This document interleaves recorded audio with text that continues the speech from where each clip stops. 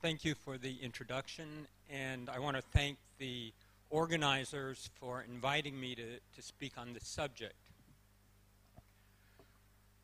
This is joint work with Professor Fan Zhonghyo from the University of Limoges, and we'd both like to thank this group of people, this list of people, for valuable insights and information on this topic. But I also want to say that in this talk I'll be expressing some opinions that are entirely my responsibility. Neither any opinions I say or any errors I might make are the responsibility of anybody named on this slide. Okay, now the first question is why speak on this topic at Asiacrypt? It's quite unusual to have an invited talk at an IACR conference on a historical subject. So that's the first question I want to answer. I'll give several reasons. Now, modern cryptography has been US dominated. It's very common, especially in the developing world, to simply follow the United States and import cryptography from the US. And there's a lot of reason to think this is really unfortunate. Most obviously, the Edward Snowden revelations show the danger in trusting everything that comes from the United States. And I think on the positive side, these revelations show the importance and the value in developing independent expertise in independent commercial products in other parts of the world.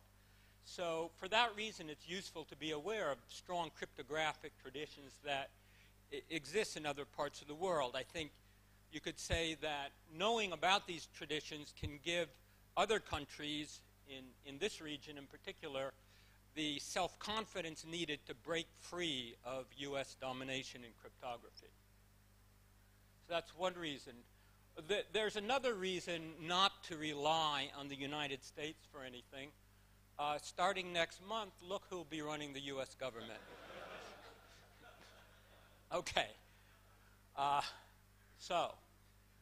second reason is that there are valuable lessons from history. For example, the importance of the human element and the importance of details of implementation, as we heard from Nadia's invited talk on Monday, went into a lot of detail about this. Historically, of course, from World War II, there's the example of the Enigma machine, whose design was actually quite good, but because of poor implementation in the human element, it led to disaster for the Germans. Another valuable lesson of history is the importance of avoiding arrogance and overconfidence. And so, and I think that's especially necessary in our era where there's so much self-promotion and hype, and we're under pressure to get grants and under pressure to publish a whole lot of papers. And I think often scientific research communities, including the cryptographic research community, forget the lesson of history and need to be reminded of the need for humility. Third, a third reason to study this is that a basic theme in modern cryptography, especially in the work of pioneers of public key cryptography, such as Whit Diffie and David Shulman, and also John Gilmore of the Electronic Frontiers Foundation, and Phil Zimmerman of Pretty Good Privacy, a big motive for them is the idea that cryptography can defend the ordinary person, the little guy, against powerful government agencies and giant corporations. So here, this is a sort of optimistic viewpoint about cryptography, that it can be like in the biblical story of David and Goliath. It can be like the slingshot that David used to bring down the giant Goliath.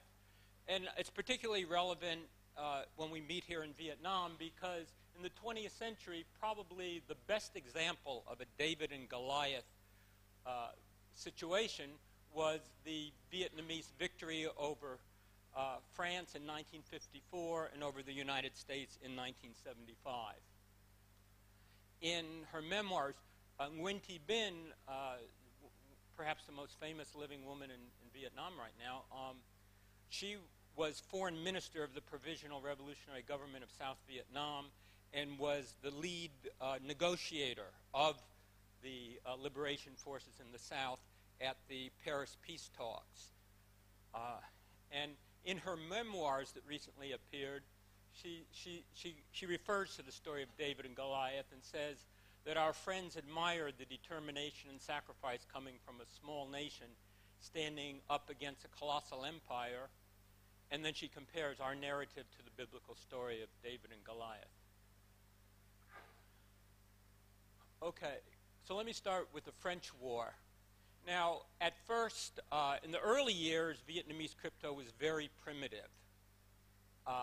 It was not even up to normal Vigenère ciphers. It was sort of a weakened version of them. But there was a lot of effort in the late 1940s to increase cryptographic knowledge among the Viet Minh. The Viet Minh was the national front fighting against French colonialism. There was a book that had appeared in Paris a decade earlier that was studied extensively by the Viet Minh in the late 1940s. And they put out their own training manual on cryptography, Mat Ma Dai Kung, that was basically fundamentals of cryptography.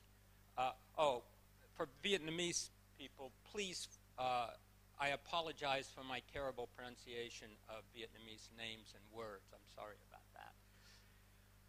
I've been visiting Vietnam since 1978, but I still have terrible pronunciation in Vietnam. That book is on display in the Ban Co Yo Cryptographic Museum in Hanoi. Ban Co Yo is the name of the Vietnamese government cryptographic agency, the analog of the NSA here. And they have a museum which displays this book. Now, one thing that was to the advantage of the Viet Minh is that French crypto in Vietnam in those years was also very primitive. It was also not very strong versions of Vigenère. That's kind of funny because, of course, Vigenère himself was a Frenchman and did very good work for his time, but that was 400 years earlier. So one has to wonder, why didn't the French come up with something better to use on the battlefield in 400 years? So that's the first interesting question. One possible reason is that in those years, Vietnam was very remote, very far from Paris in every conceivable sense. And the forces, the French who came here to fight against the independence movement were not the greatest intellects that France possessed. There's also human resistance to using good crypto, in part laziness, of course, but in part also because it was so slow. We see, here's an example that my co-author Hugh found in the Paris military archives, where he uncovered quite a bit of interesting documentation, that at the end of 1953, still during the war there, the French military conducted a comparison of the time needed to encrypt a sample message using 6 variants of Vigenère that they were considering. And the time ranged from 17 to 44 minutes, so they recommended using the shortest of the 6 variants. And notice that the recommendation was based on speed, not security. So Viet Minh and French crypto were at roughly the same level at this time, especially in the early years of the French War. Many secrets were captured and read. Now, at later stages, there were efforts to improve their security, and at least the most high-priority secret messages were usually sent securely, although many others were not. A leading expert on the French War, Professor Christopher Goscha in Montreal, who was a good source of information for us, comments in his work that the Viet Minh was the only anti-colonial guerrilla force in the 20th century that had high-level communications and intelligence, and that includes crypto, in the sense that maybe not high-level from our standpoint today, but at the time it matched and often exceeded those of the colonial powers' forces. So that, for example, in Algeria, the liberation forces could not compete with the French, but here they could. However, in the middle years of the war, around 1950, even though there was a growing knowledge of crypto among the Viet Minh cryptographers at the Central Command, this was not always successfully transmitted to people in the field. I went to, last year, I went to visit the Hanoi Police Museum, which had a very interesting exhibit. The Police Museum includes material that in the West we would not think of as belonging in a police museum, such as information about the liberation struggle against the French.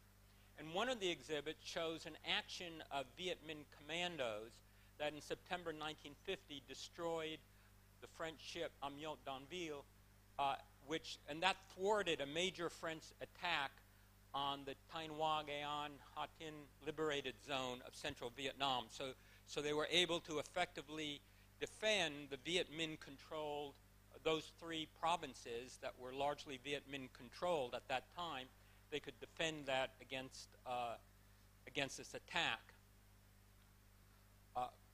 Now, the exhibit showed the cryptography they used, the actual instructions on cryptography, and I examined that for a few minutes and then thought, oh no, this is terrible. So here, let me show you. It's not easy to read, but let me tell you. The first column has the Vietnamese alphabet, which is a modified Latin alphabet. Then at the very top, you might or might not be able to read the keyword, the Visionaire keyword is Tinha, T-I-N-H-A, and then the 5 columns, labeled 1 through 5, show the shifted alphabet using those letters. And then on the right, you have a sample message, 17 letters. The Vietnamese words run to 17 letters, padded with O-O-O.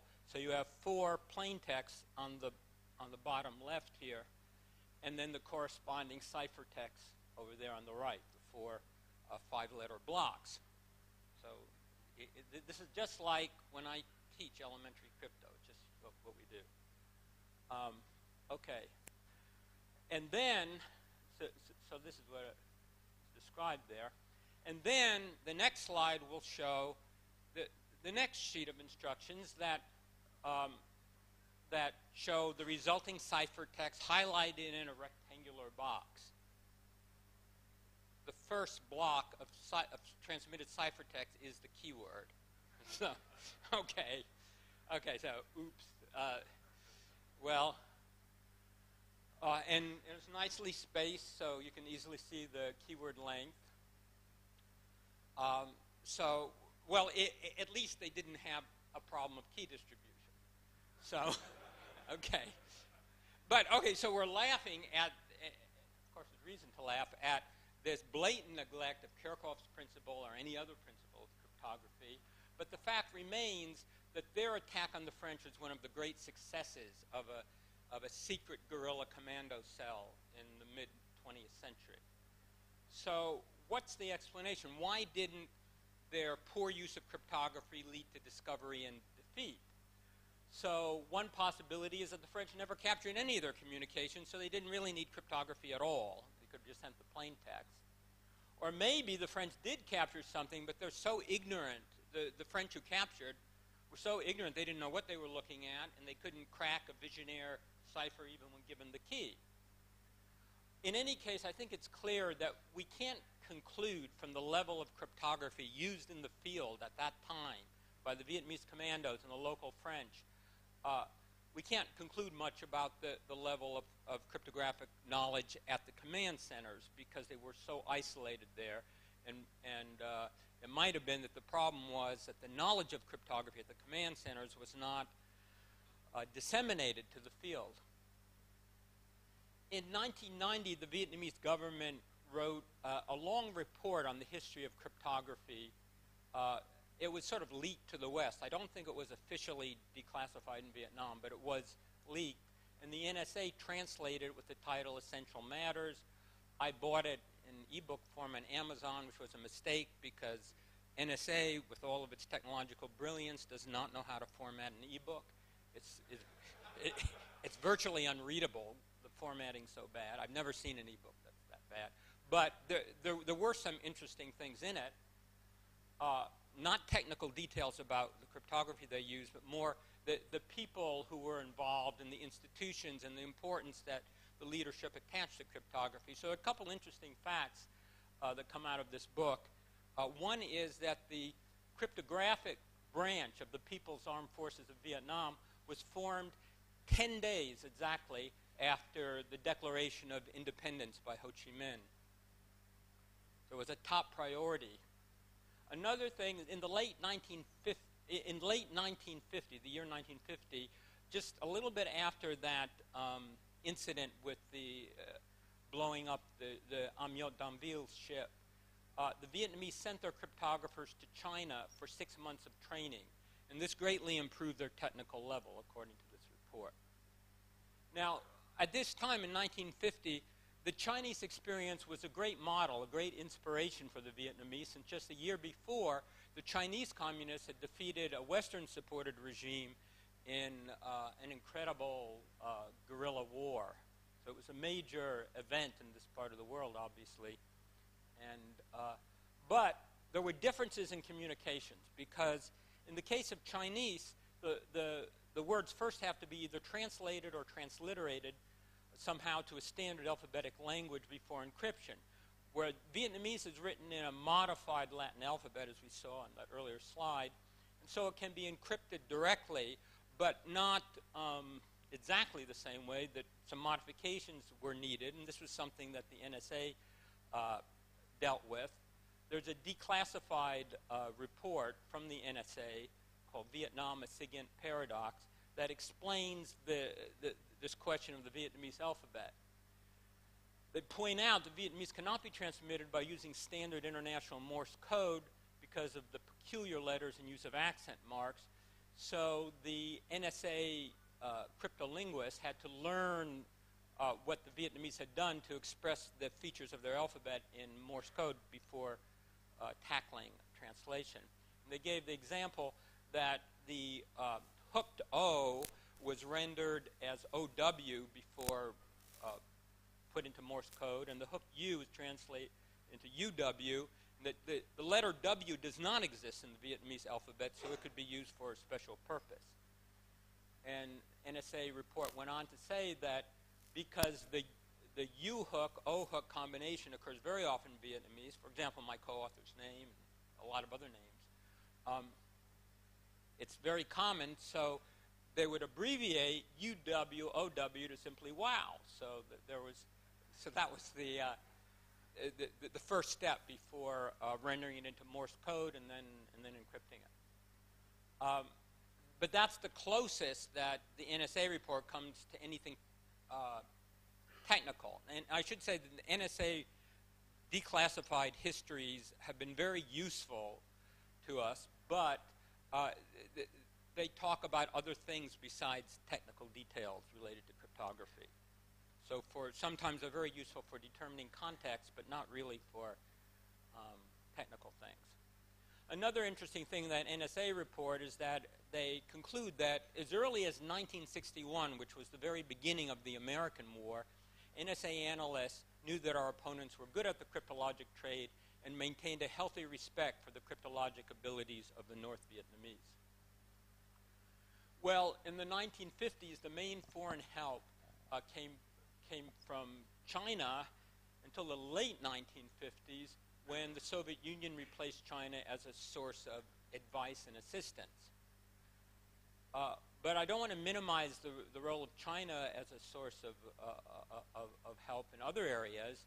China continued to assist Vietnam in other areas, especially in air defense. And one thing that I didn't know about before doing research on this topic was that according to U.S. intelligence estimates, that in the air war between 1965 and 1973, over 5,000 Chinese advisors were either killed or wounded by the U.S. Air Force.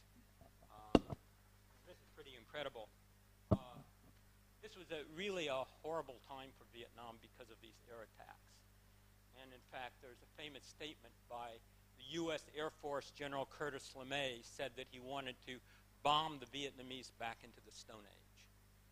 And in this, so it was there were quite a few Chinese advisors who were among the victims of this. Let me just make a brief statement here about this, because as I say, I didn't know about this earlier. It seems that perhaps the history of the period that I'm talking about, the period of the French and American wars, when Vietnam and China were close allies, gives reason to hope that despite actions by China in later years, it will be possible to find a peaceful diplomatic solution to regional tensions and restore relations of friendship and cooperation between those two neighboring countries. At least that's a fervent hope that I have. Okay, so back to the crypto and back to, I want to continue with the Soviet assistance. That was a big project over a 2-year period. In the late 1950s, the leadership in Hanoi asked the Soviet Union for assistance in this area. The State Security Committee, the KGB, supplied a lot of equipment and training over a 2-year period. This project was called Vostok in Russian, which means east, and Phong Dong in Vietnamese. And it was very successful by all accounts. And our one of the main sources for this, Pribanow, emphasized this. It was a big project.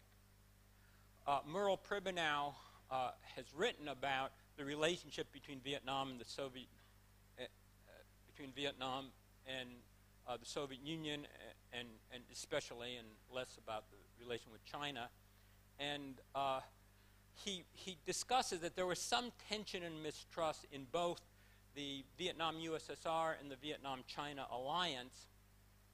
And for this reason, or partly for this reason, in cryptography, the Vietnamese also used their own ideas and materials.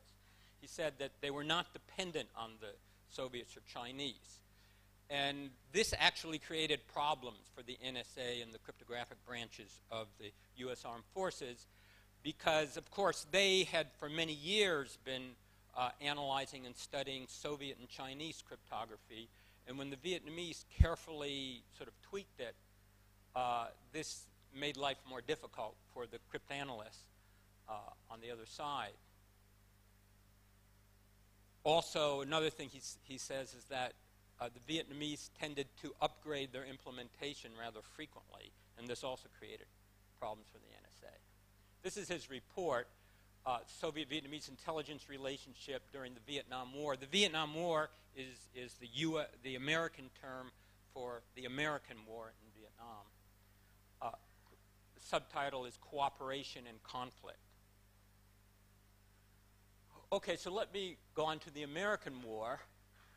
When you study a historical question in cryptography, it's natural to separate offense and defense. So from the standpoint of offense, were the Vietnamese able to intercept and read U.S. messages? And on the other hand, from defense, were the Vietnamese able to send their own encrypted messages securely? Now, for encrypted strategic communications by the U.S., it's likely that the answer to the first question is no. They were not able to read U.S. messages for 2 reasons. The first reason is the NSA's high estimation of the cryptographic level of the North Vietnamese government and the National Liberation Front in the South. And this would have caused the NSA to instruct the U.S. military that it must use a high level of communication security. Another source that confirms this is Brian Snow, who's a retired NSA official. He started to work at the NSA still during the war, the American War in Vietnam, and he rose to be technical director of the NSA's Information Assurance Directorate. I asked him when I was doing research on this subject, I asked him whether during the American War in Vietnam, the NSA might have assumed that the Vietnamese were technologically primitive, and so the U.S. military would not need state-of-the-art encryption devices. Now, he can't talk about specifics, but basically he said no. He said his division of NSA always assumed worst-case analysis and would insist that the U.S. military use the most advanced cryptographic protection in Vietnam. So that's the first reason to doubt that Vietnam broke enemy codes, is that it would have been technically very difficult to do so. But that's really just one side of the story. Brian Snow is a very good source. He's a person of great integrity. And I think what he was saying was basically correct as far as it goes. However, there is another side of this. And the other side is actually revealed in some of the declassified history by the NSA, which is that in battlefield communications, U.S. communications were generally either unencrypted or were formally encoded using military jargon and slang and ad hoc word substitutions and phrase substitutions and that sort of thing. Now, the reason for this is that this wonderful voice encryption device that the NSA supplied to the U.S. military in 1965, called the Nestor device, worked badly in the battlefield conditions in Vietnam. In the southern provinces of Vietnam, it's hot and humid most of the time, and the devices were well designed, formally speaking. I mean, you could prove their security, but they out in deployment, they could not withstand. I'm sure they could withstand the weather conditions in Langley, Virginia, but they could not withstand the weather conditions in the south of Vietnam. Here's a picture of it. Now, many in the U.S. military believe that, they're sort of smug about this, they believe that the Vietnamese would never be able to understand American jargon and slang and informal code substitutions in real time. However, in reality, it became known that the NLF the National Liberation Front, was often able to exploit insecure tactical communications by the U.S. There's a very interesting book about this by Lieutenant General Charles Meyer that appeared in 1982. He talks about a raid on a Liberation Forces installation in December 1969 that resulted in capturing 12 guerrilla fighters and large quantities of documents and communication equipment. And this was thoroughly analyzed by U.S. intelligence. They analyzed the equipment and tortured he used the word interrogate. They interrogated the prisoners. The U.S. learned that with their equipment, they also had English linguists, by which he means Vietnamese working for the Liberation Forces who had extensively studied American English slang and jargon and American military slang. And with the help of those English linguists who were an integral part of Vietnamese units, they could, quote, monitor and exploit virtually all non-secure voice and manual Morse code communications. Captured documents, according to Meyer, contain extensive instructions on proper intercept techniques and detailed analyses of the communications procedures and exploitable weaknesses of U.S. and Allied units. The commander of all U.S. forces in Vietnam, General Creighton Abrams, was briefed on this and concluded, and you see a certain sort of grudging respect for the enemy here. This work is really rather startling. The attention to detail, complete accuracy, and thorough professionalism is amazing. And then he gave orders that U.S. forces must improve their communication security. Well, despite his orders, U.S. troops continued to be resistant to doing that because of the practical difficulties of using cryptographic equipment in the field. General Meyer concludes that although on the one hand all users of communication facilities were more or less aware of their vulnerability to intercept by the National Liberation Front analysis and decoding, and of the need for authentication and encryption, but the gap between this knowledge and actual practice was immense, and in Vietnam it seemed at times an insurmountable problem. He tells of numerous instances on the record of the NLF sending false messages. So in one case, the Liberation Front tapped the internal American telephone lines of a U.S. defensive base and diverted American reserve forces from the area where the National Liberation Front was going to attack by sending false messages. So this is a good explanation of the importance of authentication. Okay.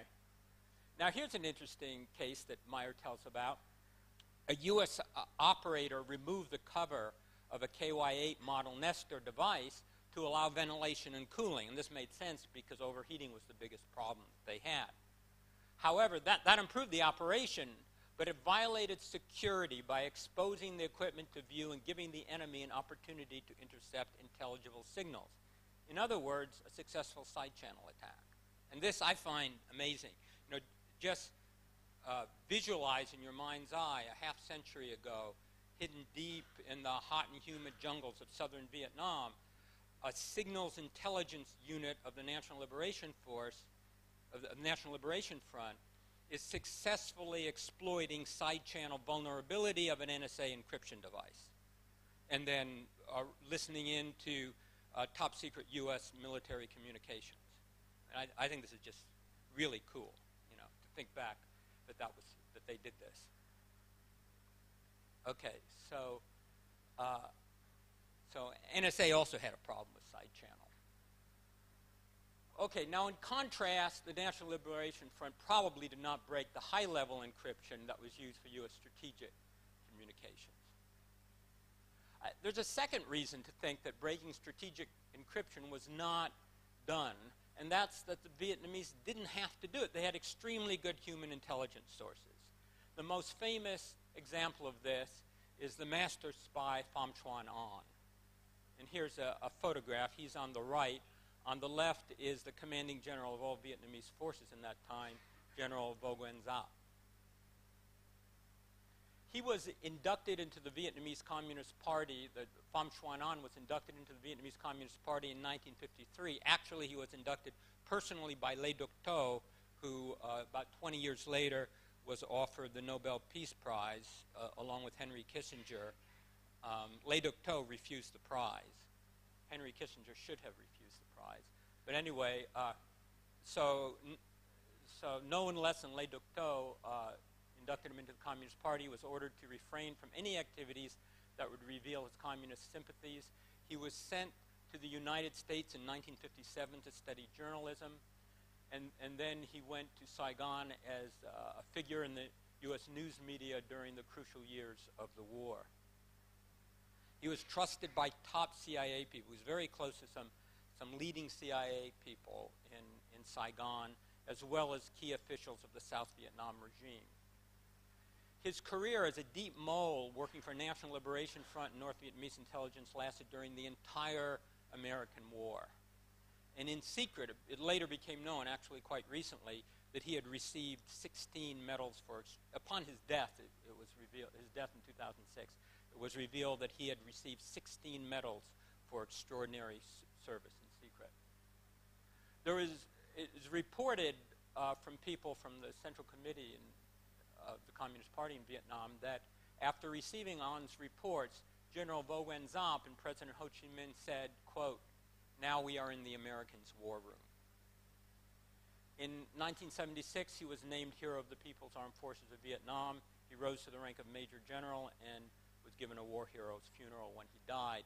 There are two nice readable books about his life in English, and they basically make the case that he was probably the most skillful and successful spy of the 20th century in any country. I also want to mention a mathematician who worked undercover in Saigon and also rose to the rank of Major General, although in his case it was a police rank, Professor Nguyen Dinh Ngọc, who when in his youth he studied math and several subjects of engineering in France. He spent many years in France in his youth. But in the 1980s, when I met him, he was organizing seminars in algebra and topology and other things in Hanoi. He was a friend. He was actually a wonderful source of opinions and insights and information about what was happening in Vietnam in that time during my early visits to the country. During the American War, Ngọc, who was fluent in English as well as French, he actually translated the first public talk I gave in Vietnam, which was in 1983, was translated from English into Vietnamese by Nguyen Dinh Ngọc. He's brilliant at languages. During the war, he circulated in the foreign community in Saigon and acquired a lot of intelligence from them. He also had a brother who had a high rank in the South Vietnam military. But one thing I don't know about Ngọc, because during his lifetime, he never, of course, never mentioned to me anything about his activities during the war. One thing I don't know is whether he used his training in mathematics and engineering to help Vietnam, to help the Vietnamese improve their cryptography. I don't know whether he played a role or not in the history of cryptography in Vietnam. And there were many others. perhaps An and Gauk are among the best known, but there are many others. So the second reason for doubting that Vietnam broke U.S. strategic codes is very simple. With spies like these, who needs cryptanalysis? So, okay. However, with spies like these, they didn't want plain text messages from their spies captured and read. So during the year, 15 years when Pham Xuan An was sending secret information from top American and South Vietnamese sources, there were a total of 45 couriers used to bring his messages to the command. 27 were captured, tortured, and killed out of 45. So, and yet, Pham Xuan An himself, of course, was never discovered. Was never discovered as the source of those messages. So that made me think at first that the Vietnamese must have used good encryption for his messages, right? Well, it turns out not really. And we have several sources. This is one thing that Hugh and I went to a lot of effort to try to get opinions on and get as much information as we could, because it seemed like a contradiction. The people were telling us, no, they weren't encrypted, and yet how could they have not been encrypted? Well, from what our sources, it seemed that typically what happened was the following. First of all, Pham Xuan An would write his reports in a type of rice starch invisible ink on paper and then wrap them around egg rolls. He would then take them to the market where a woman named Nguyen Thi Ba, who later became very famous after the war, in fact her picture's in the Vietnam Women's Museum, she was his first courier. In fact, she survived the war. She also lived, was able successfully to continue her work as a spy during the entire 15-year period. So the first courier he gave it to was the woman in the market. And then, this isn't quite, it's not that courier. She would then take it outside Saigon, and other couriers would take it farther to the Cu Chi tunnels, not too far from Saigon, where Liberation Forces intelligence had a place there, and they would apply an iodine alcohol solution to the invisible ink to make the report visible, and then they would recopy it, also in invisible ink, but dividing it in two parts. The shorter, most urgent, time-sensitive part, and the more general strategic analysis, and the part where Pham Xuan An could be quite wordy and quite go into a lot of detail. So the urgent part was sent by strongly encrypted radio link from a nearby secret radio transmission station to NLF headquarters in Cambodia. The rest, the non-time-sensitive part, was carried on foot to the Vietnamese leadership in Hanoi. One thing about those radio broadcasts into Cambodia that I learned from Pribenow was that what the Vietnamese did was they used words to stand for letters, very much like the military uses, the U.S. military uses Alpha, Beta, Charlie. Or there's now a popular movie out called Whiskey Tango Foxtrot. And the name of that movie, which at first might seem like a strange name for a movie, that's just the military way of saying WTF. I won't say what that stands for. During a long telephone call in February, I asked Pribenow various questions. He told me about this, and he also confirmed that the NSA and the cryptographic branches of the Army, Navy, and Air Force never broke any of the high-level codes that the Vietnamese used for strategic communications. However, Pribenow said that the tactical communications were either unencrypted or else weakly encrypted and easy for the NSA to break.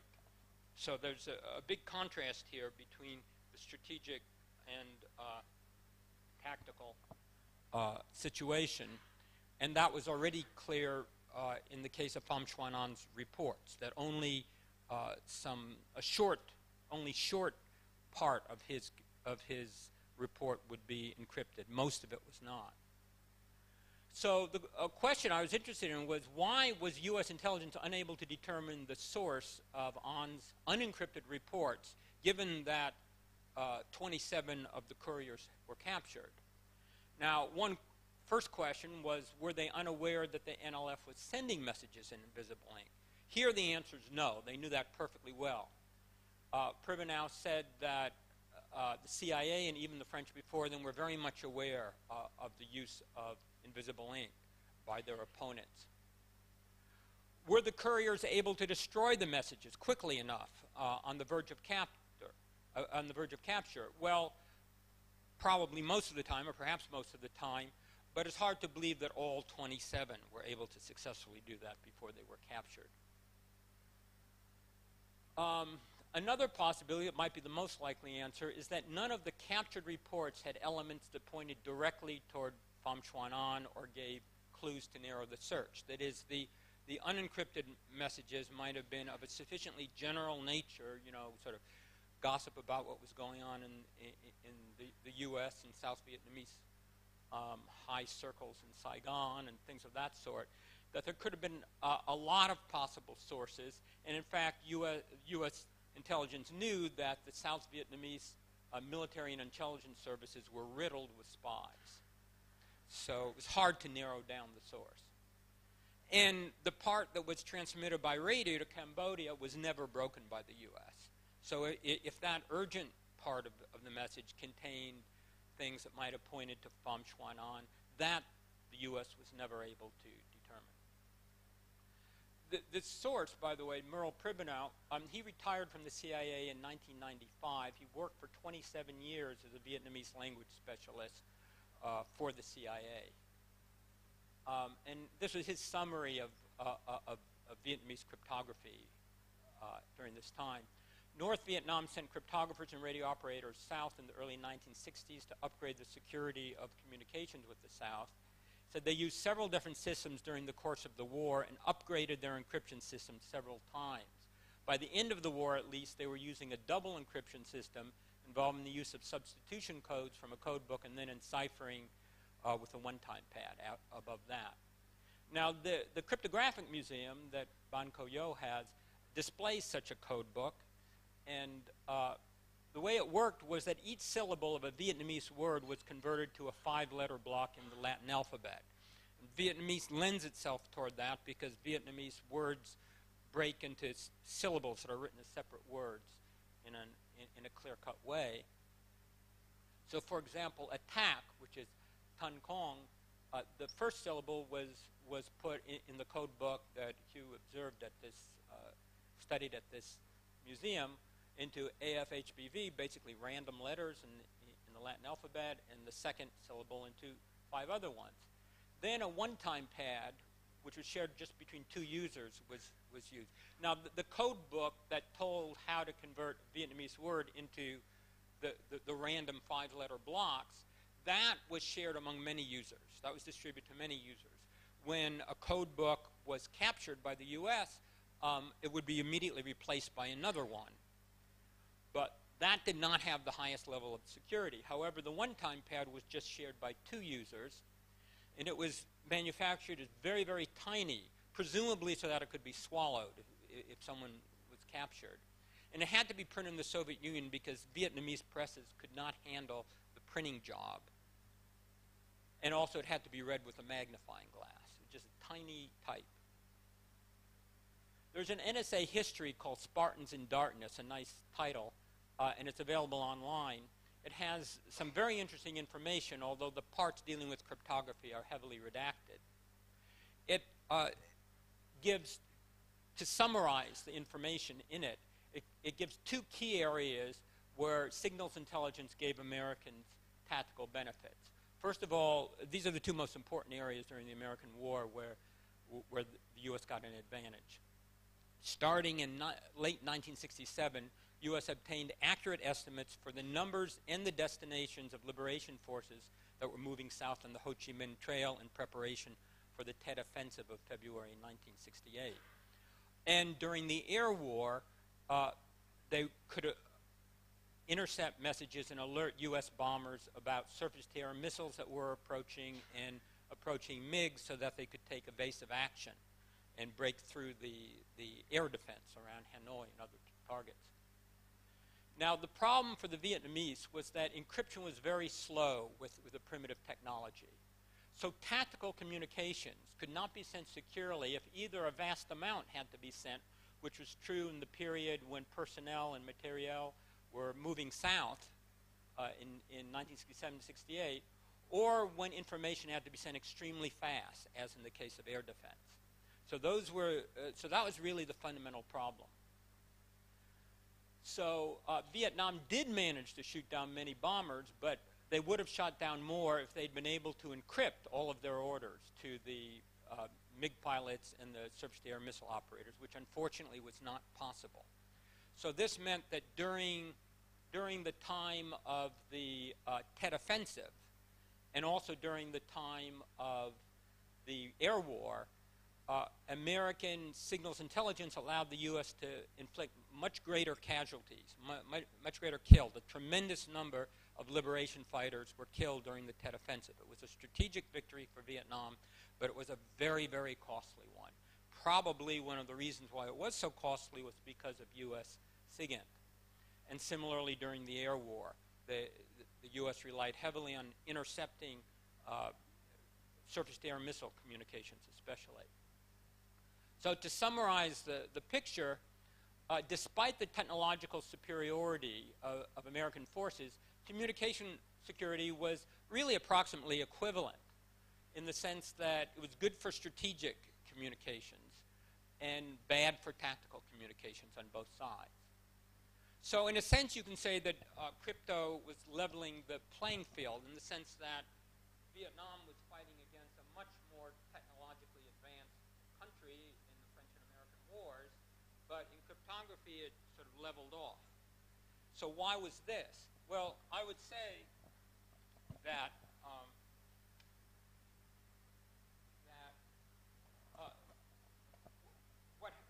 the point is that cryptography is like pure math. It's cerebral. You don't need capital investment with crypto. For good crypto, you have to be smart. You don't have to be rich.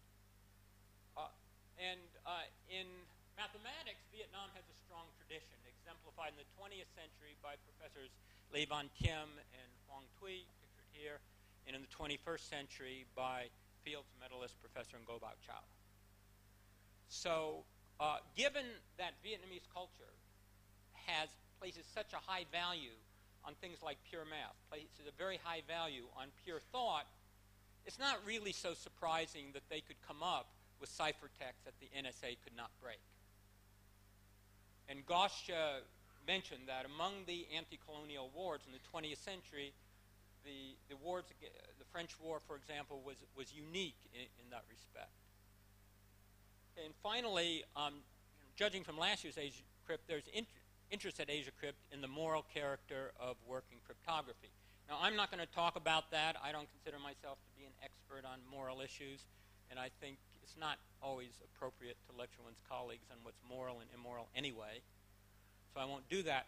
But what I do want to do is conclude my talk by talking about something moral, what I found to be an inspiring example of the highest level of moral behavior among people working in communications intelligence. So I want to tell that story.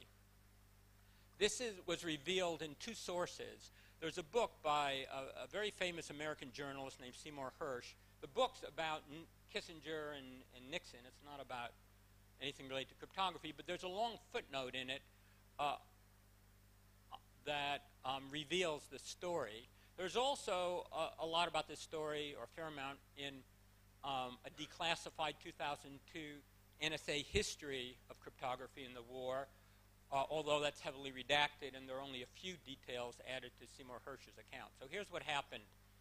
During the U.S. Air Force Christmas bombing of Hanoi, December 1972, there was a large group of U.S. Air Force intercept operators at two intelligence stations, one in Udon, Thailand, the other in Okinawa, Japan. They conducted what's called a nil-herd protest over a 36-hour period. Nil-herd in Air Force jargon means that you say, I can't hear anything, nothing's coming through from the station that they're assigned to monitor.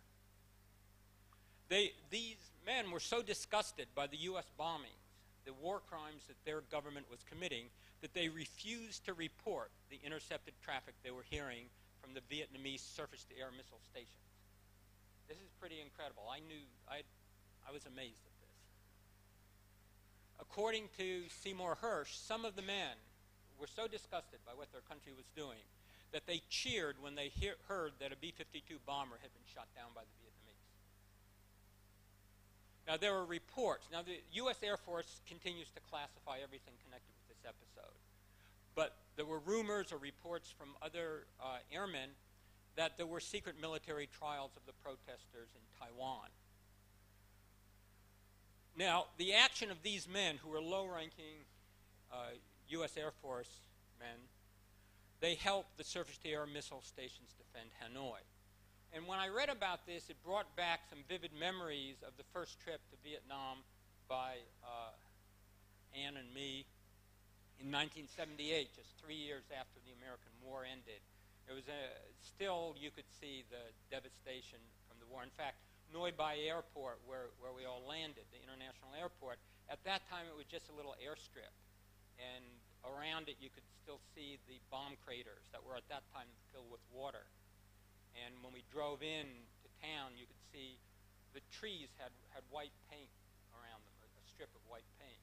And we asked, why the white paint? The reason was so that the moonlight reflecting off the white paint could guide the trucks, because the trucks couldn't use lights, because it would reveal their location to the enemy who was attacking from the air. So just thinking about this, we also went to Ham Tien Street. Now, Ham Tien Street is toward the center of Hanoi. It's about 5 kilometers from here to the south. And now, of course, long ago, it was completely rebuilt. When we went, I don't know if it's still there, but in 1978, there was an exhibit that showed the total destruction of homes on Ham Tien Street as a result of the Christmas bombing. Just on that street alone, 283 civilians died on the day after Christmas in 1972. So one of many, many horrible atrocities committed at that time. And here's a picture that was taken soon after. You can see what General Curtis LeMay meant by bombing them back to the Stone Age, right? Okay, now, of course, many of the bombers got through, despite the Vietnamese air defense. Many people were killed. But it's reasonable to assume that the protest action by the U.S. Air Force officers that resulted in more planes being shot down, more bombers being shot down, must have prevented the number of people killed in Hanoi from being even greater than it was. And think about this. Those signals intelligence workers in the Air Force, U.S. Air Force, faced an incredibly difficult moral choice. Either help save their pilots from the surface-to-air missiles, or help defend the innocent people of Hanoi from the bombs. They chose the second. So now we're meeting in the same city 44 years later. I think we should pause to salute those men for their courage and morality at a time when war crimes were being committed against innocent civilians. Thank you.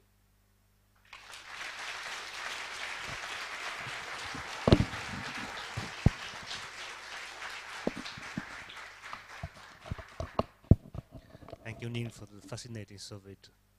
Are there any questions or comments?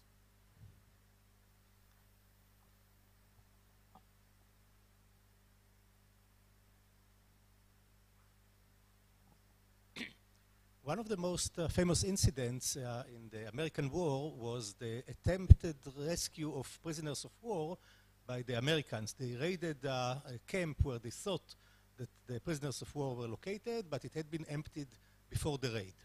Do you have any indication that cryptography or cryptanalysis played any role in this failed attempt?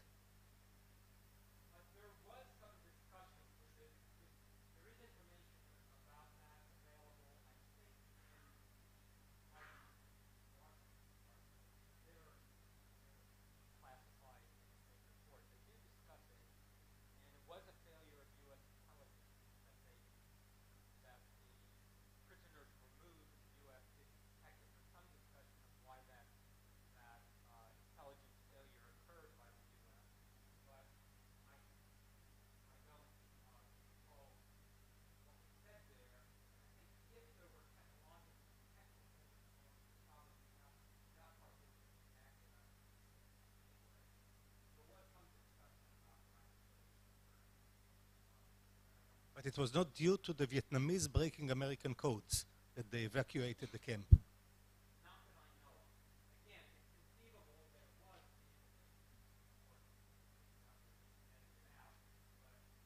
as I recall, if that had been the case, I would have noted that and reported on it. But if there was anything like that, I recall that part of the NSA history did not say anything about cryptography.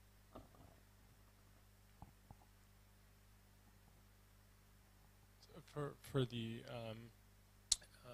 broadcasted intelligence for the strategic stuff, was it the case that they would transmit from locations in the south or in the north to Cambodia, and then they had effectively location anonymity for receiving?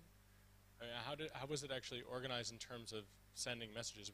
With couriers, it's clearly one person going to another person, but with the radio transmissions, when they're encrypted, did they move locations before broadcasting, or?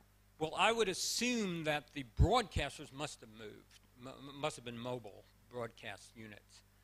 They couldn't have possibly stayed in the same place because that can be easily traced by the enemy. In Cambodia, I think they were relatively stable. It was until the U.S. invasion of Cambodia later on, they had essentially sanctuary in Cambodia. So I think they had a relatively stable location there, but I'm not sure.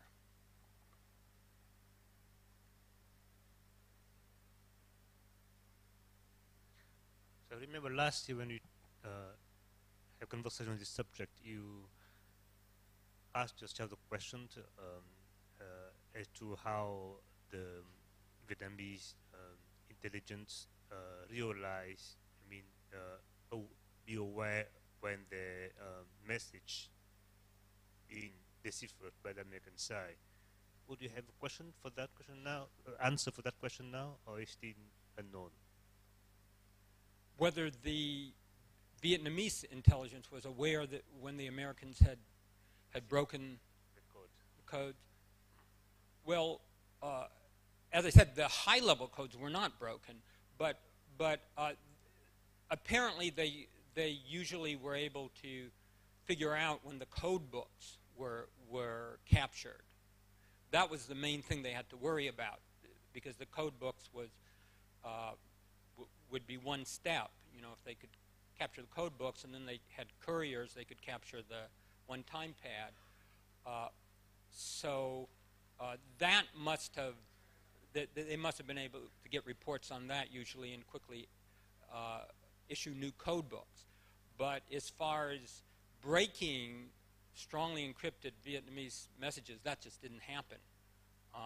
But I'm not sure about how they would go about being sure to replace the code books quickly.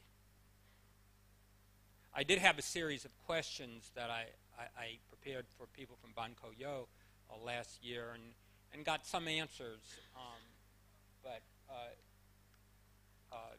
and the answers that I did get from them and from other sources are incorporated here, but I didn't get answer to all possible questions.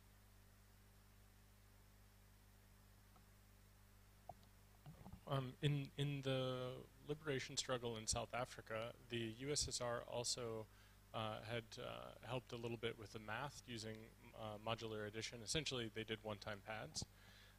And what they constructed were little teeny booklets that had an explosive residue around them so they could light them on fire and explode them before they were captured by the South Africans.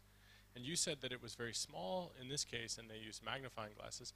I wonder if you one, know where in the USSR they were produced, and maybe if the USSR made copies, and two, if they also used some kind of self-destruction mechanism, or if you got to see them.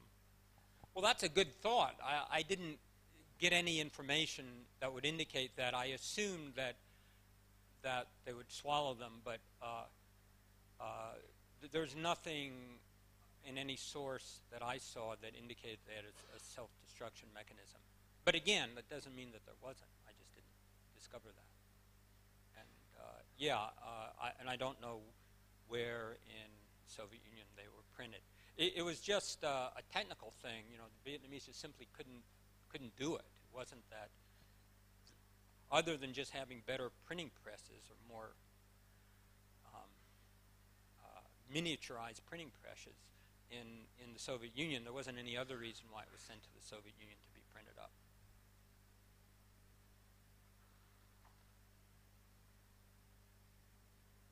Just hypothetical questions. If there is a war now, do you think that Vietnamese would be able to match? Pardon? If there was a war now, do you think that Vietnamese would be able to match on cryptographic level? Well, I think we've seen that. I mean, my own opinion is that people often overestimate the capability of big, powerful enemies, like especially the U.S. I think one of the lessons to me of the Edward Snowden revelations, in fact, when I talked to Brian Snowden soon after that, the first question I asked him was, wasn't he surprised that this was even technologically possible to steal 1.7 million top secret documents from the NSA? He said he was absolutely stunned. He was just stunned by it. And I think the most surprising thing about the Snowden revelations is that it was possible. Just imagine the level of incompetence of an intelligence agency for it to be possible for a consultant from outside the agency to just walk away with that number of secret documents. And that fact, I think, should be encouraging to people in other parts of the world not to be too intimidated or not to overestimate the power of the NSA or anybody else. And I think this story, you know, the NSA builds this Nestor encryption device. It's wonderful cryptographically. It has all the necessary functionality, wasn't broken, but it just mechanically was not suitable for the climate in Vietnam, and that resulted in side-channel attacks. So when you hear these stories, I think it makes one a little bit more confident that the NSA or similar organizations in other countries are not impossibly strong adversaries. That we can have confidence that even a relatively poor country or a country that doesn't have the infrastructure that the U.S. has can be competitive in many areas, even of military technology.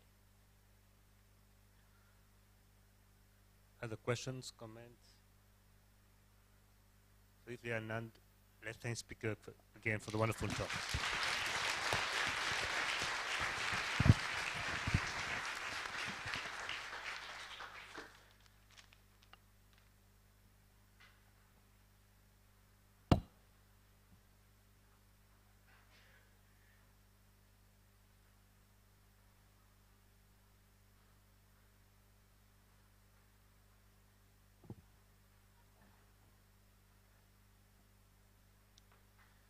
So, good morning, ladies and gentlemen. So we are a bit late on schedule, so I propose that we start right now. So I'm Serge Vaudonnet from EPFL in Switzerland. It's my honor and pleasure to chair this session.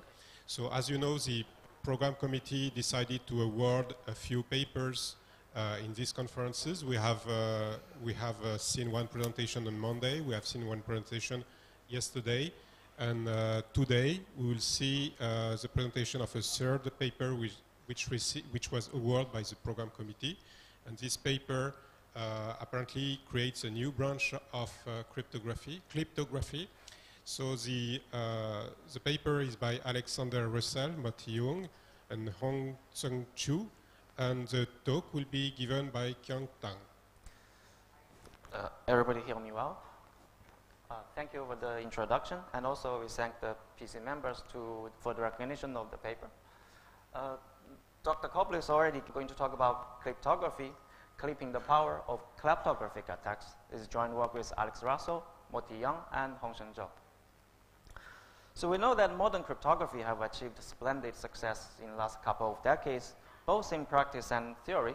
In particular, a large amount of efforts have been devoted in crypto theory trying to precisely define security models to capture real-world attacks so that we can establish some kind of rigorous security arguments.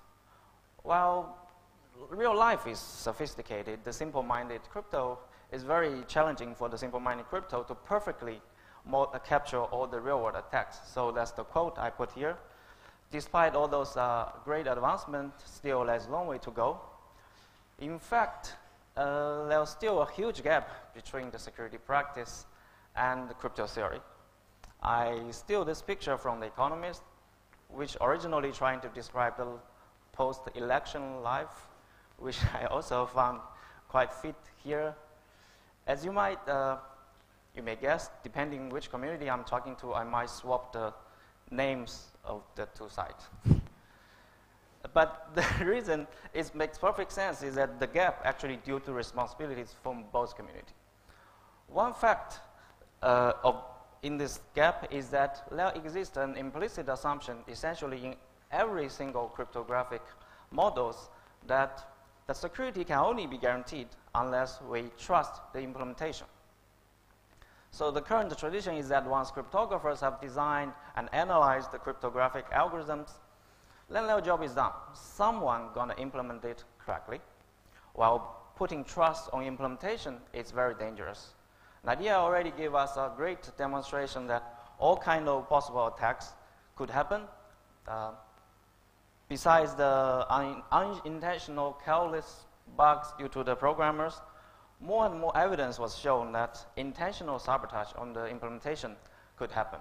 Here I can give you more real-world examples. So this is something called Xcode Ghost, which is a pirate version of Xcode. It embeds backdoor to every single app that is compiled from it. If you use the app compiled here, then it's likely your personal information will be revealed. This is the notorious Volkswagen emission scandal. They intentionally tune their device to change the behavior when they are tested for emission, while the specification doesn't say so.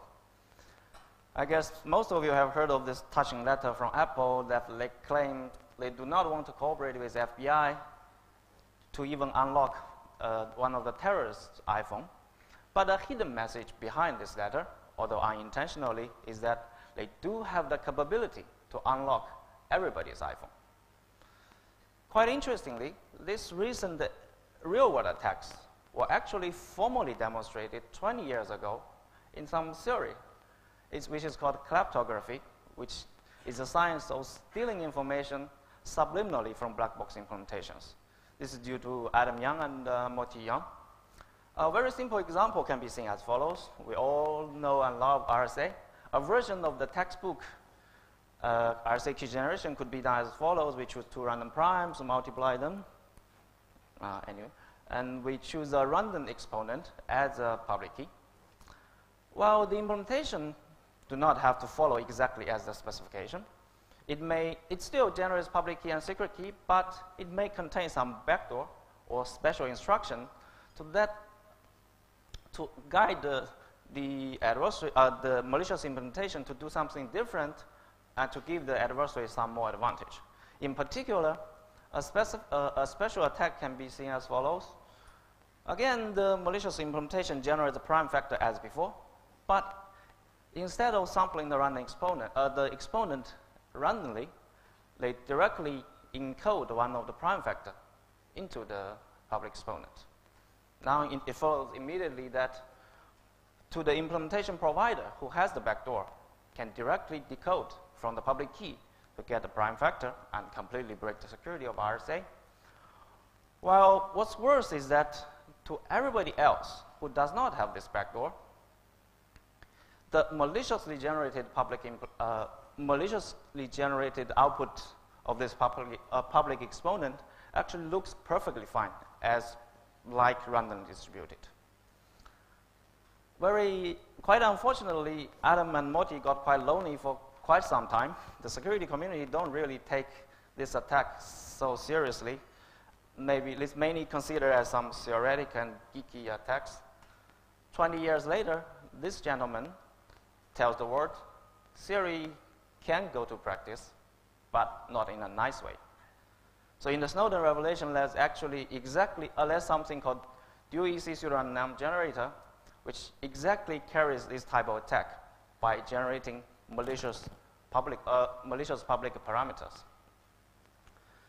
So the real threat of such kind of klepto attack is that the adversarial implementation can leak information. Well, this is not something surprising, but this can be done. Even the output distribution of the malicious implementation can be almost the same as that of the specification. So this means no black box testing can ever find this kind of subversion. So after the Snowden revelation, this big impact on real-world consequences, our community started to react, and a lot of great work emerged. But quite unfortunately, most of them are studying some kind of more powerful, more sophisticated attacks and showing more depressing impossibility results. While our life is already miserable enough, can we get more positive news? In particular, one of the most noticeable results was due to Bolari, Patterson, and Rogui, Crypto 14. They essentially show that any type of subverted randomized algorithm can be used to launch this type of cryptographic attack. That's quite devastating.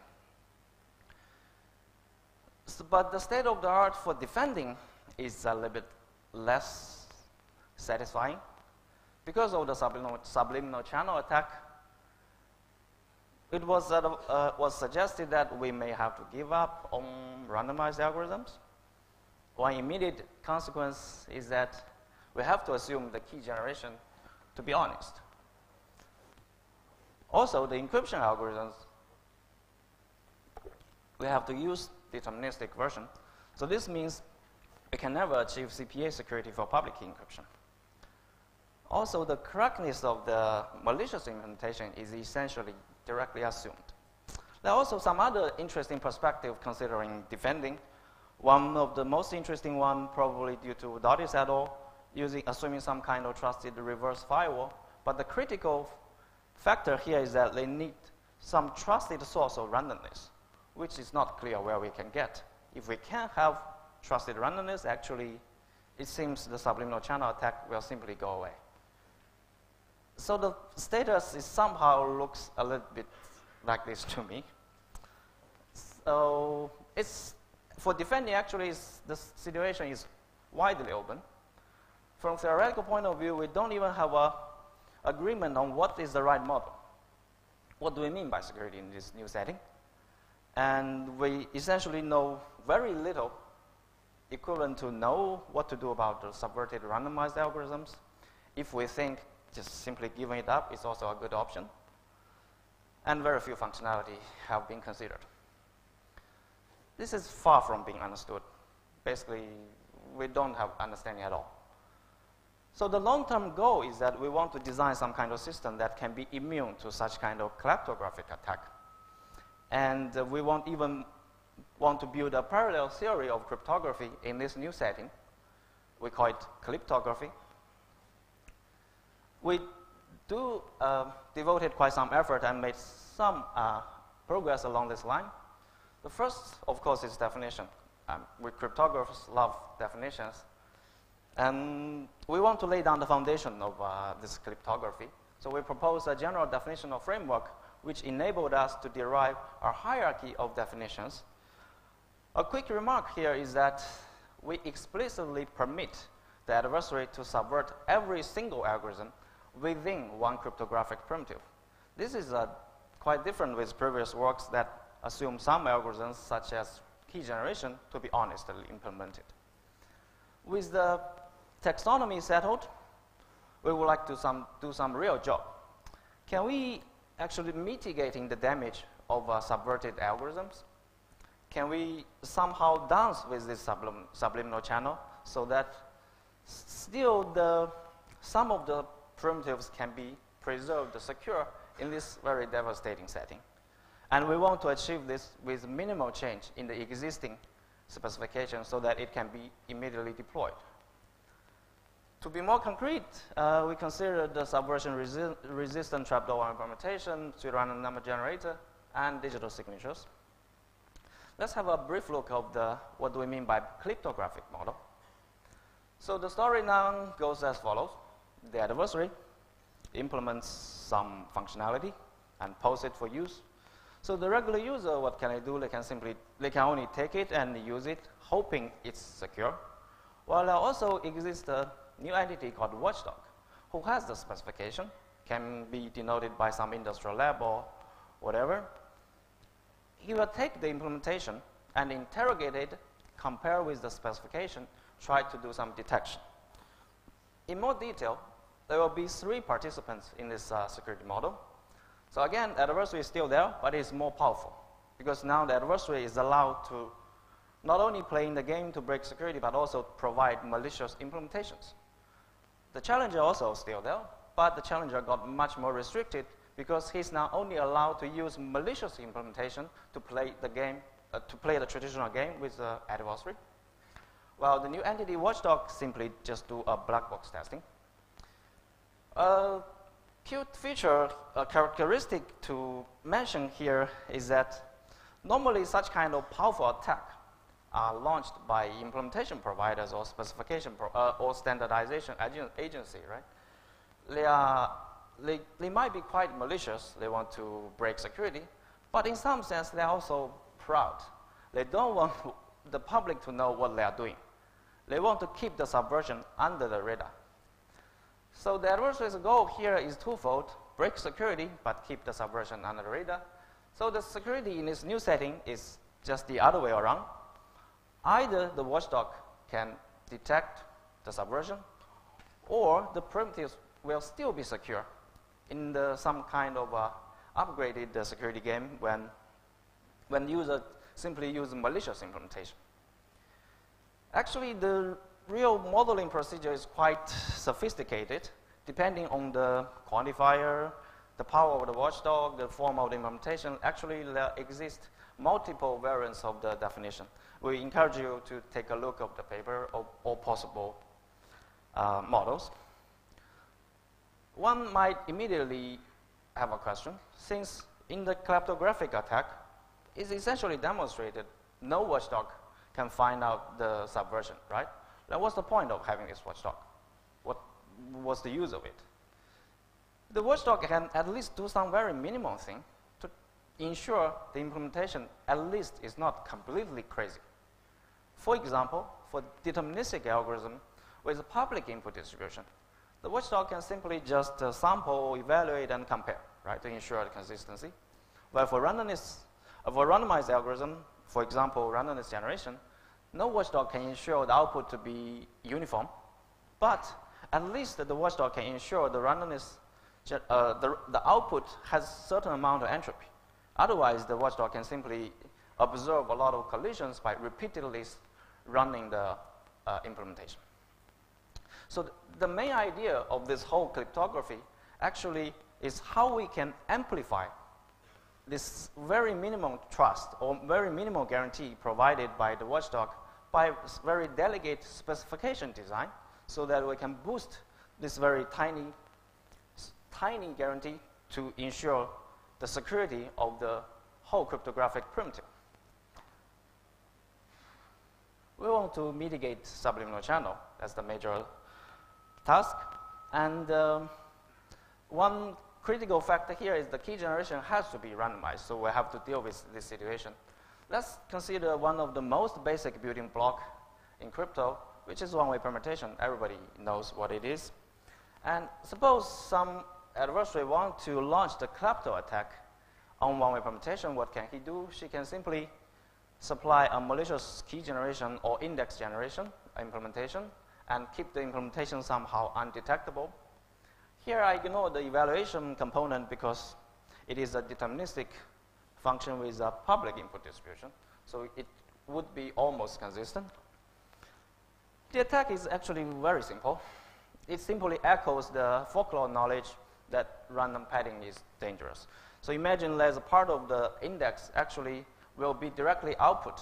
So this redundancy will be explored and used to embed the backdoor, or here the backdoor is directly in the form of a trapdoor. So the attack here itself is not super exciting, but it tells us some intuition that if the attacker wants to launch a klepto attack, she has to make the output contain some kind of structured information to help her to gain some advantage. Thus, in order to mitigate this subliminal channel, we have to mess up with this structure. This reminds us some conventional wisdom in life called nothing up my sleeve, which is usually done by magicians when they are doing the opening, right? Showing nothing is hidden here. And actually, it's very interesting. Such kind of concept was widely deployed in security practice, something called nothing up my sleeve numbers. So if, consider we want to have some public parameter or public constant, we don't want to be under control of any of the agency, we can simply go to the mother nature to choose some part of pi or the base of the natural logarithm. So this taken as a constant ensures no one can have full control over it, right? No human can have control on the nature. These are great, brilliant practical ideas. But we want to bring it one step further. We need some kind of key generation, right? So we need still introduce some kind of uncertainty. We need to, in order to mitigate such kind of subverted key generation, essentially we want to build something like nothing up my sleeve keys or parameters. It's quite natural or intuitive to think if we propose the specification to contain two components, one again is the key generation, and together with a hash. So the actual output will be the hash applied on output of the key generation. A quick note here is that both components can be subverted. Neither of them can be trusted. The only thing is enforced is that the specification has to contain these two components. Well, the intuition why this works is quite simple. So for any backdoor, it can only influence a very sparse subset of the indexes, and otherwise the specification itself will be insecure. So mapping a polluted index by dispersing it to kind of uniform random points in the domain, we are very likely to map it to a safe place. Well, here, why we can use the subverted hash function? Again, it is because of the fact the hash function is a deterministic function with public input distribution, if we check carefully. So with this intuition, we can actually formally demonstrate with a slightly adapted new specification, and assuming the specification of the hash function is modeled as random oracle, then we can show this is actually subversion resistant. Well, this simple idea can be bring further. One of the first interesting observation is that we may be able to do the same thing to say dual EC pseudorandom number generator. And what it makes more interesting is that it was demonstrated in a Asiacrypt paper due to Dodis et al. They essentially proved that it's impossible to clean the output of the dual EC pseudorandom number generator by even applying a trusted random oracle. So these are just clean different part of the PRG, give us opportunity to sidestep this impossibility result.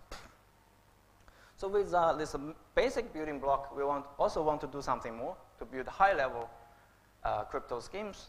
For example, one thing we choose to consider is we similarly save trapdoor one implementation, and then we try to use this as a building block to construct the full domain hash, to save the key generation of the full domain hash signature scheme. Along this way, we find we have some more interesting observations. So the simple full domain hash proof actually cannot go through in this new setting, which is quite surprising. I will explain a little bit more why. But fortunately, the reduction from one implementation to PRG still preserves. These facts hint a little bit that the whole landscape of cryptography in this new setting might be completely different.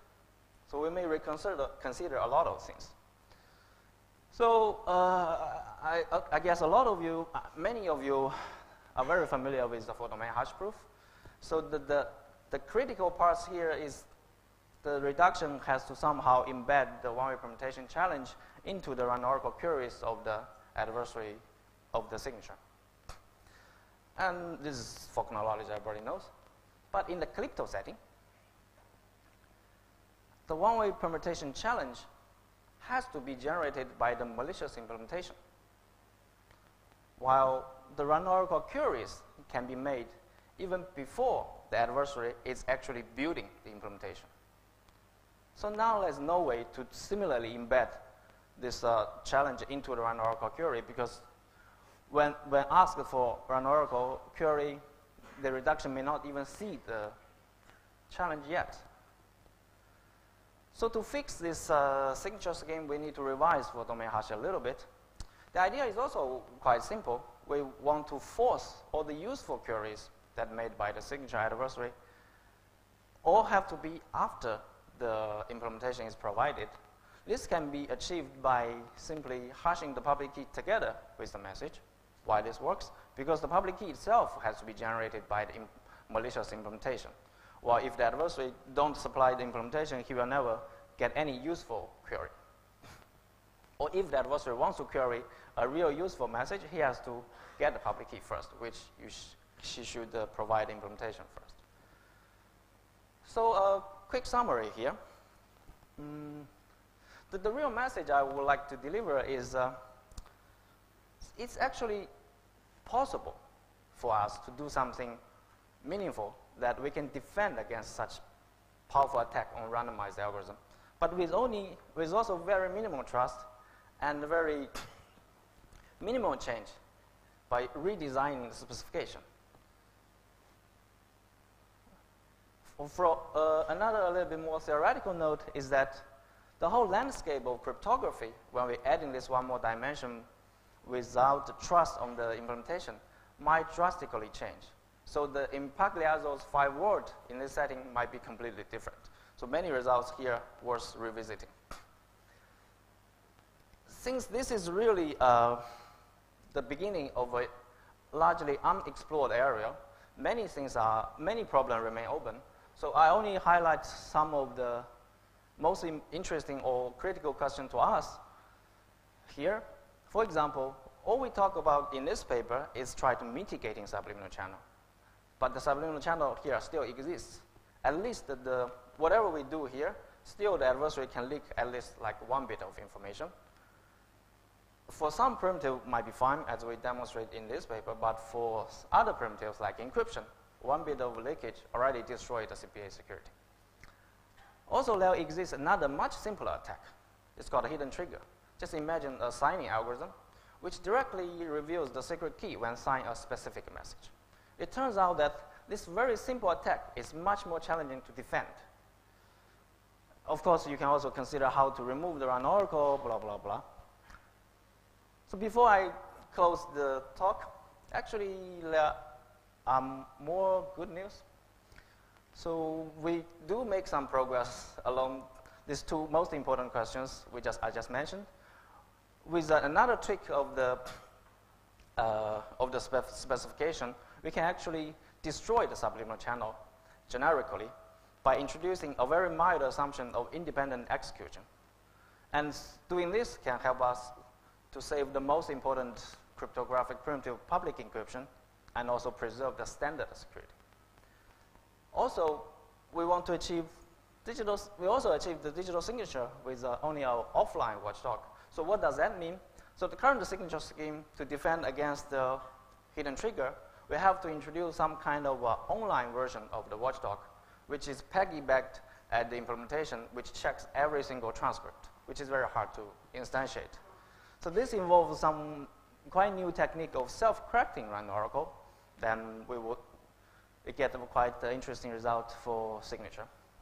So with these 2 pieces of good news, I will finish my talk and take questions. Thank you.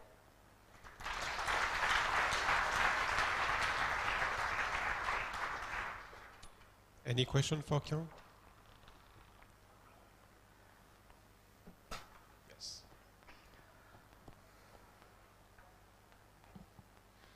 I'm curious, with the idea of the nothing up your sleeve number, I think that obviously you never know where a parameters come from if it came from NIST, for example. And people have asked, and then NIST doesn't remember or can't figure it out. And so maybe there's something up their sleeve and maybe not. But what's a really good metric for determining when we actually would want a nothing up your sleeve number versus something well-formed? Because I can imagine one way to backdoor a specification would in fact be to put a nothing up your sleeve number into the specification when in fact you wanted something that was like well formed in some way that wasn't just totally random. And by using something that's totally random, you've actually backdoored the specification. So how do we have a rigorous analysis of those in terms of specifications? That's a great question. So what I mentioned here is that, yeah, we only, in the talk, we only consider the example that the parameter should be uniform somehow without any structure. But if we indeed need a structured data, we can have a very simple paradigm that splits any randomized algorithm into two parts. Randomness generation, and the other deterministic part turn the random coin to the structured output, right? Actually, that's how people do in practice. They simply, whenever they need a random coin, they call some external library, right? What we need to ensure here is that we just need to ensure the random coin is something nothing up my sleeve. Well, if you really need the structure later, then we just clean the coin to the sampler or something. But great question. Any other question? So I guess it's time to have a break. Let's thank the speaker again.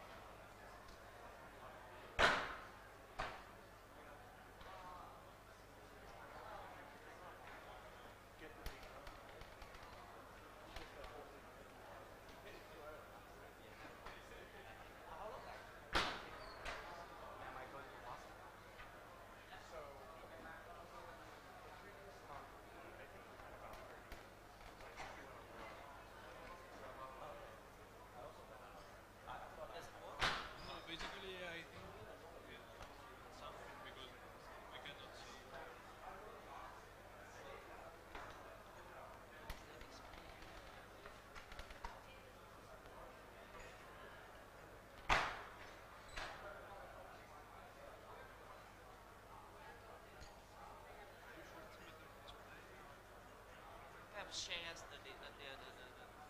share the screen.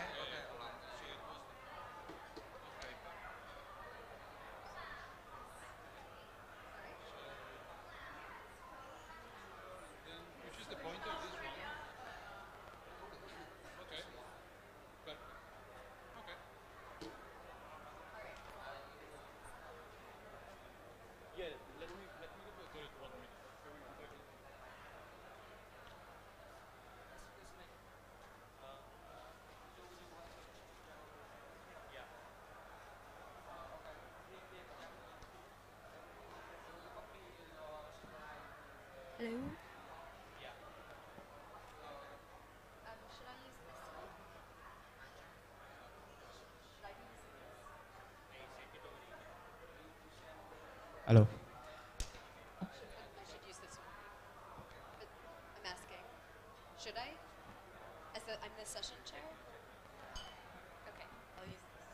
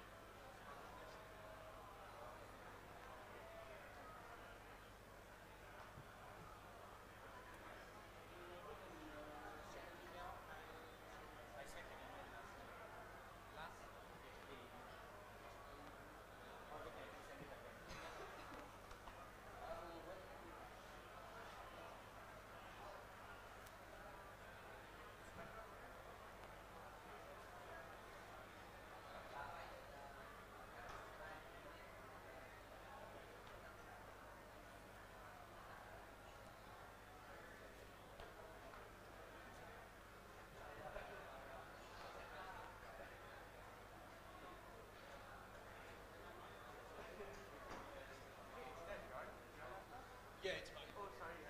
No, don't worry.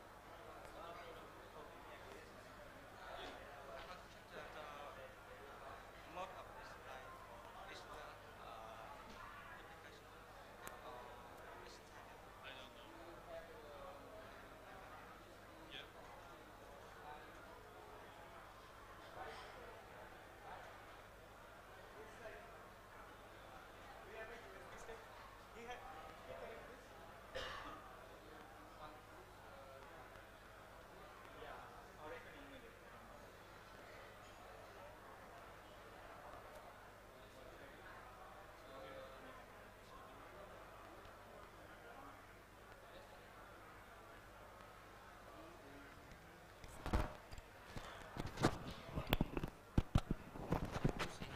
Yeah, whatever you want.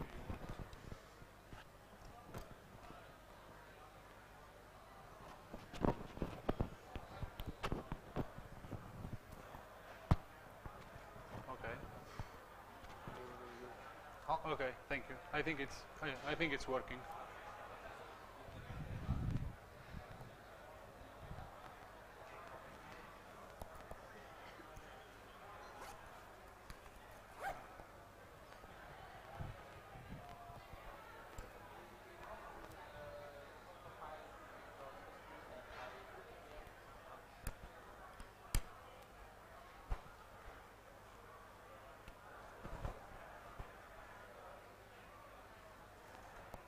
Are you okay?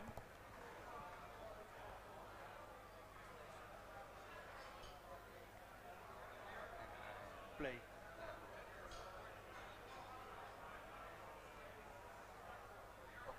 Okay.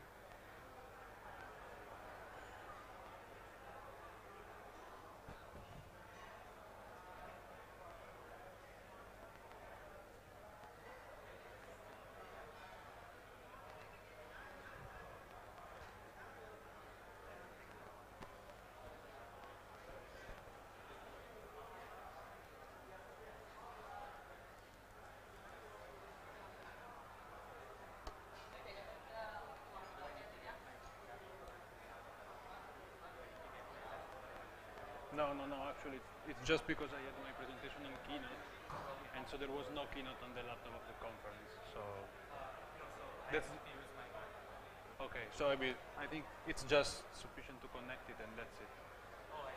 Yeah. Do you have the adapter? Okay. So basically, no, because the adapter is mine.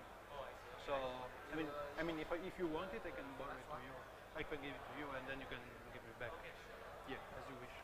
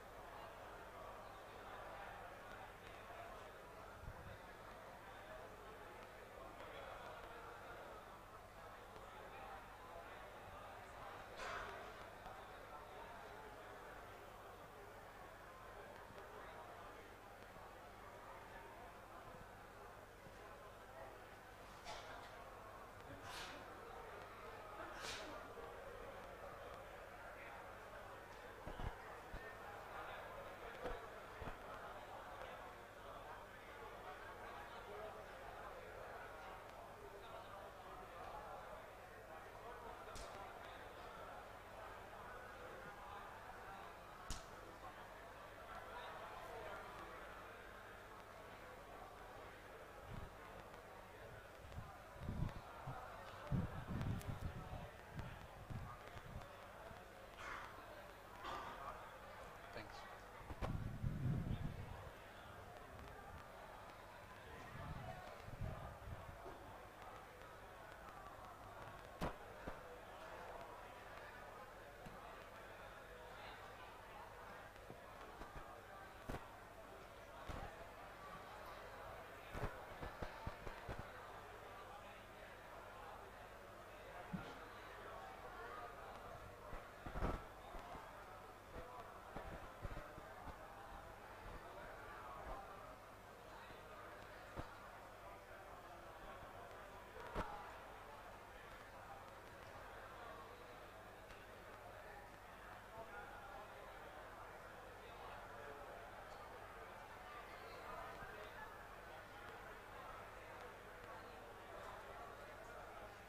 Your microphone is not work, you can hold it. Okay.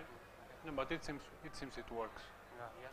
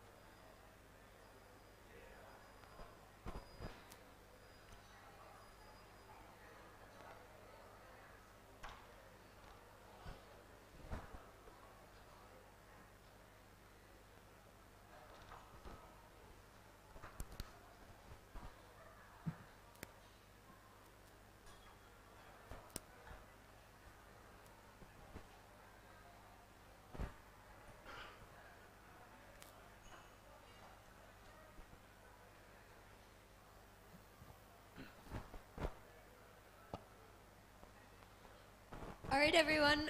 Welcome to the session on functional and homomorphic cryptography. And let's just start right in. So our first talk is on multi-key homomorphic authenticators. It's by Dario, Ekaterini, Luca, and Elena from IMDEA and Chalmers. And Luca will give the talk. Okay, thank you for the introduction. As Sarah said, this is a joint work with Dario Fiore from IMDEA and Ekaterini and Elena from Chalmers University. So first of all, let me describe the problem of homomorphic authentication. What we have is that we have a user Alice who has some messages, and then we have the cloud.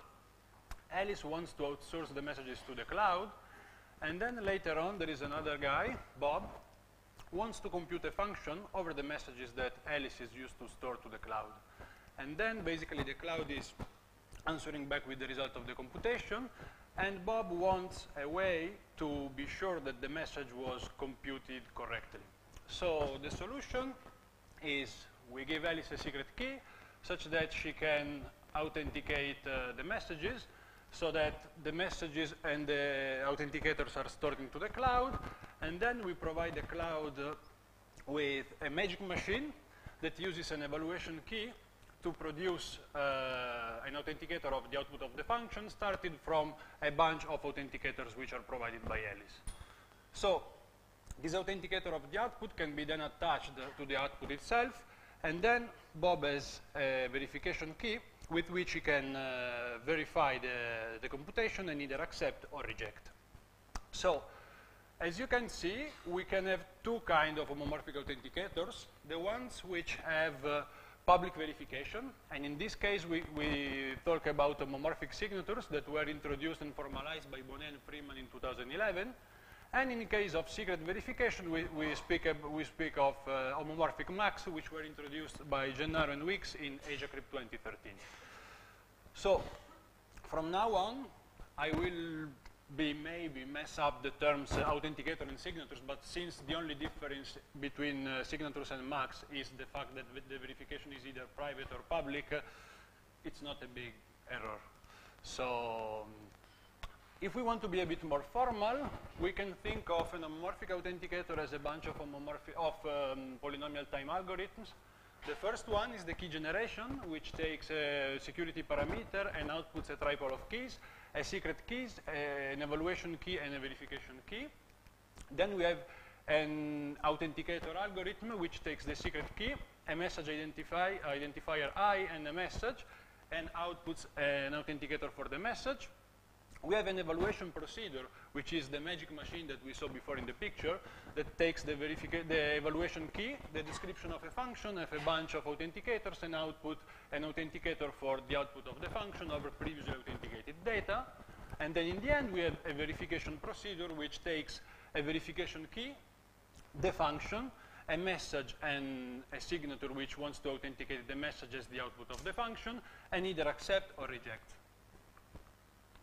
So which are the properties that we want for such a cryptographic tool? First, we want correctness. And what do we mean with correctness? We mean that basically, if we have authenticators which have been computed honestly, if we feed the evaluation procedure which that authenticators, then the output of the evaluation procedure has to pass the verification. Moreover, we want security. So basically, intuitively, we can say that without the secret key, an adversary cannot produce a valid authenticator for false results of the function. And last but not least, we want succinctness. What do we mean with succinctness? We want that the size of an authenticator is logarithmic in the size of the data set. So what's the problem? Because this is a cryptographic tool which is widely used and studied. There are many constructions, but we have a problem. The problem consists in the fact that the evaluation procedure so far deals with authenticators which have been authenticated just with a single key. And the question we ask ourselves, and we started answering in this paper, is how can we authenticate a computation which takes input from multiple users?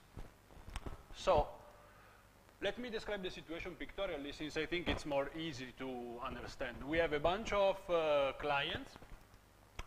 Each of them have his own messages, and then we have the cloud. all the clients want to store the data into the cloud, and then, as before, later on there is Bob, who wants to compute a function over inputs which comes from the different users. And again, the cloud has to provide the output of the computation, and Bob wants to be sure that the output is correct.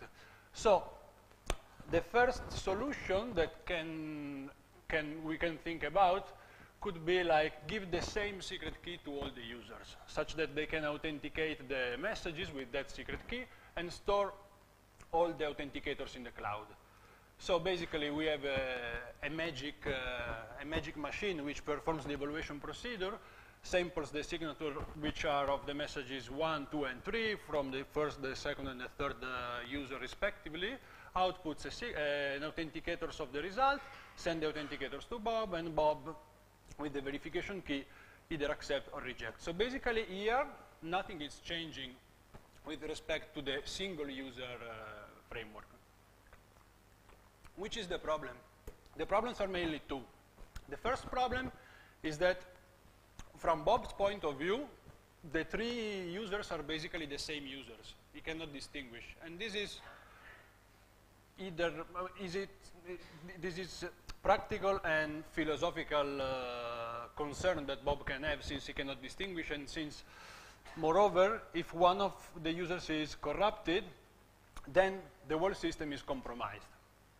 So which is the solution? We thought, basically, the intuition is we are going to give each user his own secret key, such that each of them can authenticate his messages with the proper color, and then when Bob wants to compute the function, the cloud is able to give the result of the computation to Bob, and then there is a special procedure which now takes another key which has the three colors, one from each user, and can basically combine authenticators from different users in order to get an authenticator for the computation computed over inputs from different users, such that Bob, with a multicolor verification key, can either accept or reject the result. So basically here, what happens if someone is corrupted? Let's assume that the last client is corrupted. What happens is that basically we can still compute F over inputs which are provided by not corrupted users. And so all the process is running again, and Bob, with the same verification key, can either accept or reject the result. So let me summarize our contribution, which is basically an outline of the talk. First, we provide the first suitable definition of multi-key homomorphic authenticators. Second, we provide the first construction of multi-key homomorphic signatures, which are publicly verifiable. And these 2 points will be like the core of the talk. And finally, we provide the first construction of multi-key homomorphic message authentication code, which I will not have time to cover in this talk. So first of all, let's analyze the primitive. What do?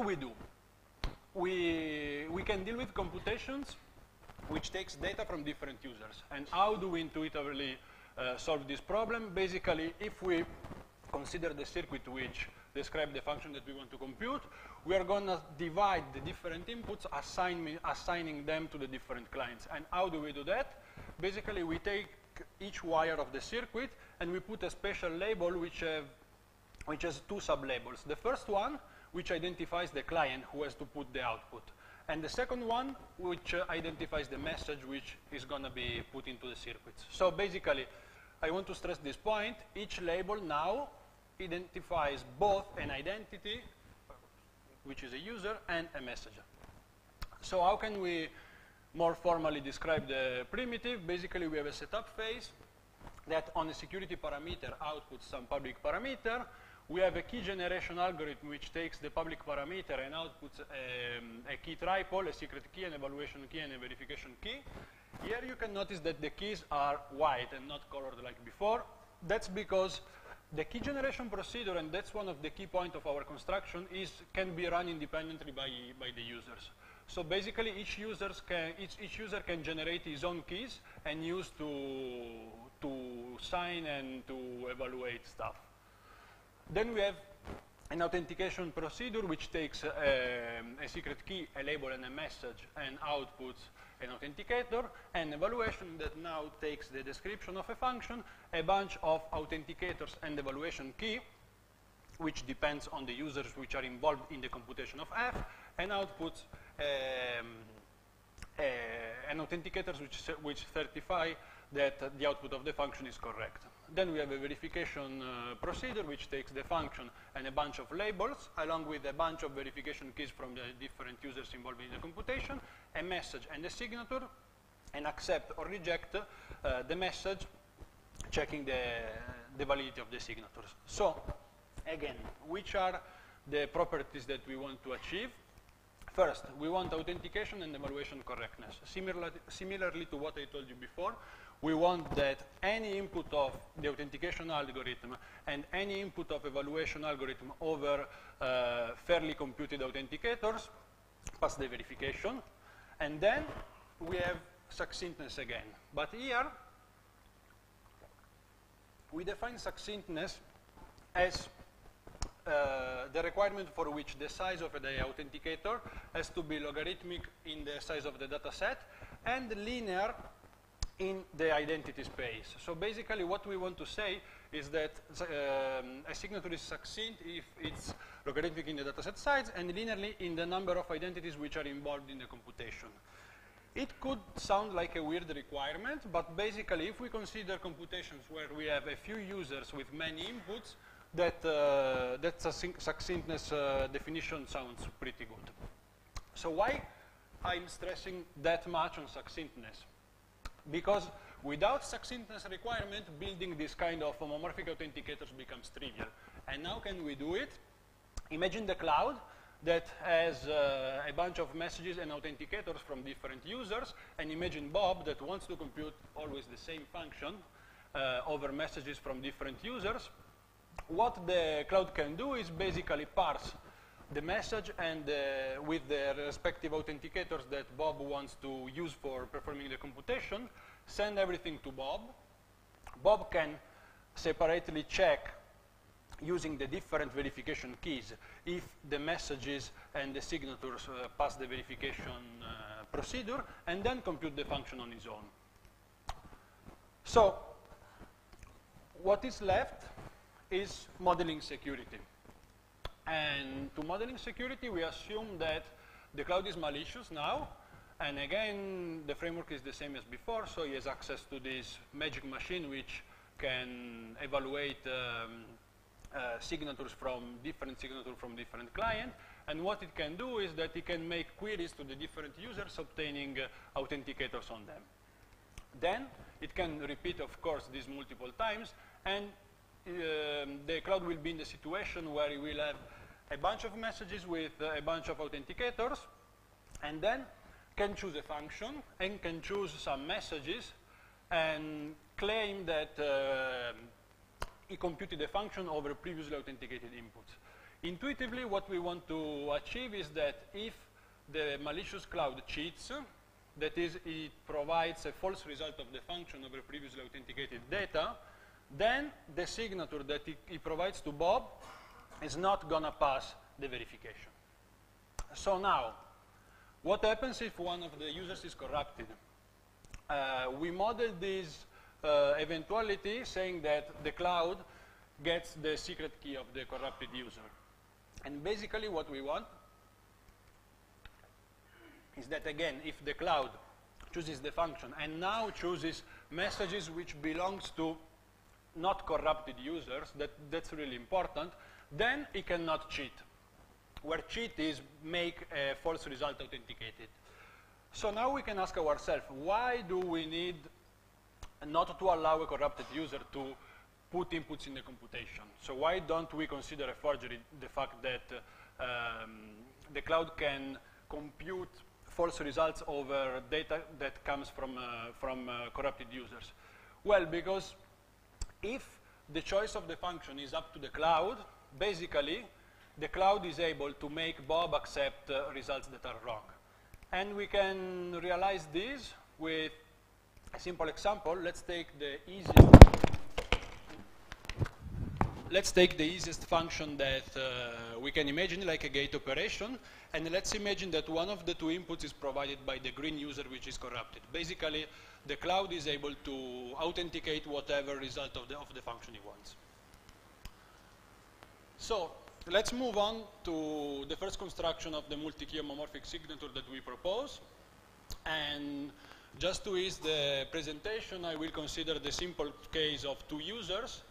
So in our scheme, the public parameters are a message space X, which is Boolean, a matrix space, which is Z n times M, another matrix space that is U, where basically U are squared matrices over Z, where the infinite norm is less or equal than beta.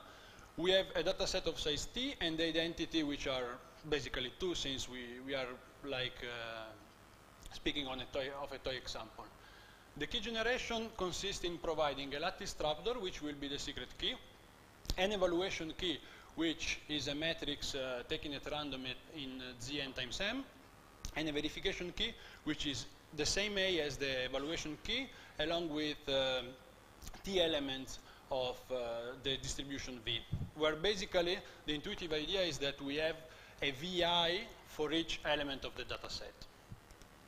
For what regards authentication, basically we take a message X and a label L, which again is made of 2 sub-labels, and we output a user-related matrix U in the distribution U, such that it satisfies the equation AID UID plus XG equals V, where G is a known matrix of coefficient 0 and 1.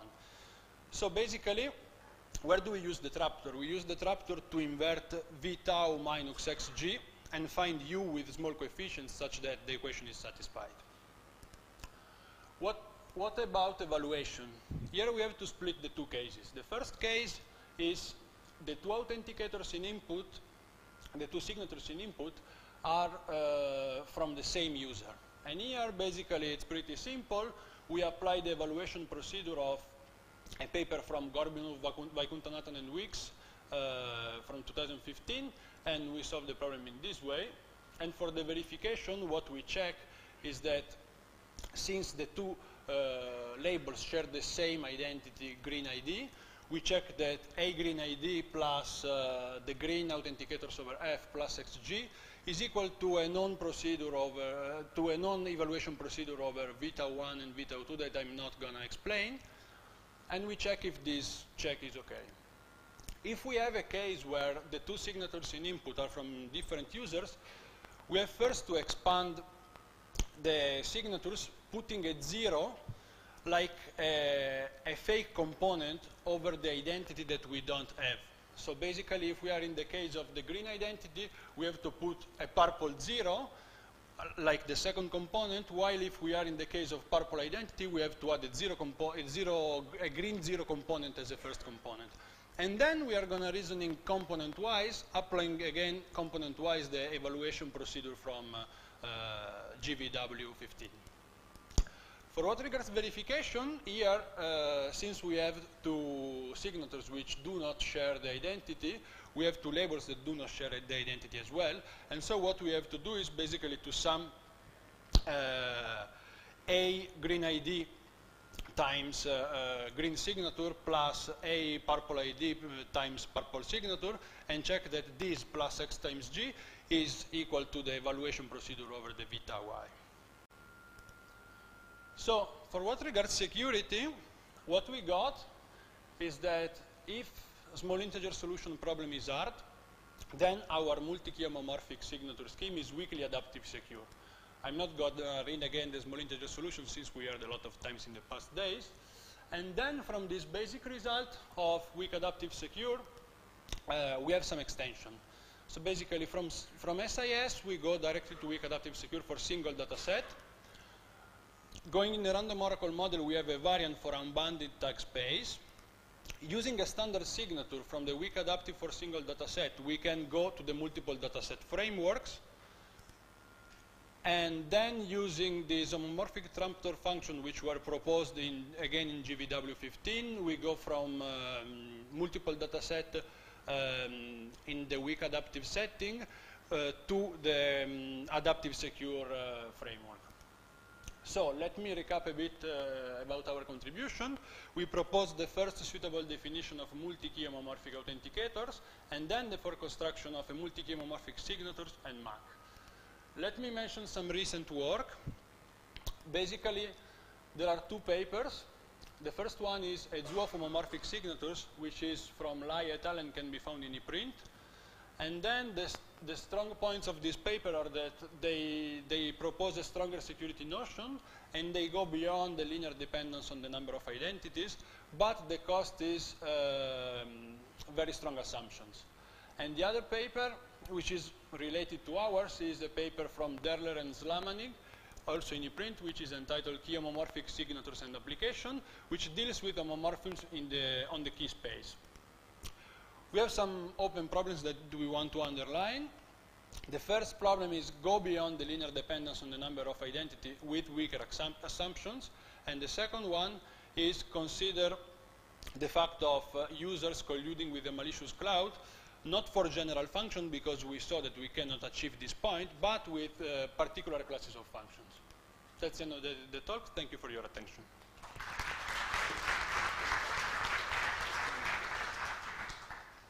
Okay, we've got some time for questions. I'll start with a question of my own. So could you maybe give a sort of practical example? Yeah, so basically, okay. Let's assume, I have to, okay. Let's assume that the users are sensors that, wait. Okay. Okay, let's assume that the users are sensors that has to send some data to a remote cloud, and the cloud has to compute some function over them. And assume that at some point one of the sensors is basically compromised or get broken or whatever. Basically, we do not have to restore the whole system, but we just have to replace the sensor and give the new sensor a new triple of keys, and the system is going to work anyway. Can you make it fully? I mean, do you have some kind of bootstrapping procedure for this? Yeah, our construction works with labeled fully homomorphic encryption. We did not think about what you are mentioning, but I mean, basically, we consider it a first step. So it's the first proposal of a definition, it's the first proposal of construction, but the hope is that in the future there will be much more construction which deals with much more models than what we do. Any other questions?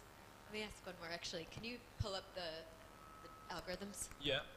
Yeah, so if I'm, for example, if I'm always collecting data from the same set of sensors, yeah, is there a way to combine the keys, like the evaluation keys, into a single one? You know, that's one of the open questions. It's go beyond the linear dependence on the number of keys. Because so far, what we have is that, for example, if you group the sensor by district, for example, and you consider districts or sensor which send multiple messages, then the succinctness definition works because you have multiple messages which are authenticated with the same key. But how to combine different keys in order to make the number of keys shorter, it's not really clear at the moment. I think it's going to be a future direction of work. All right, well, unless there are other questions, let's thank Luca again.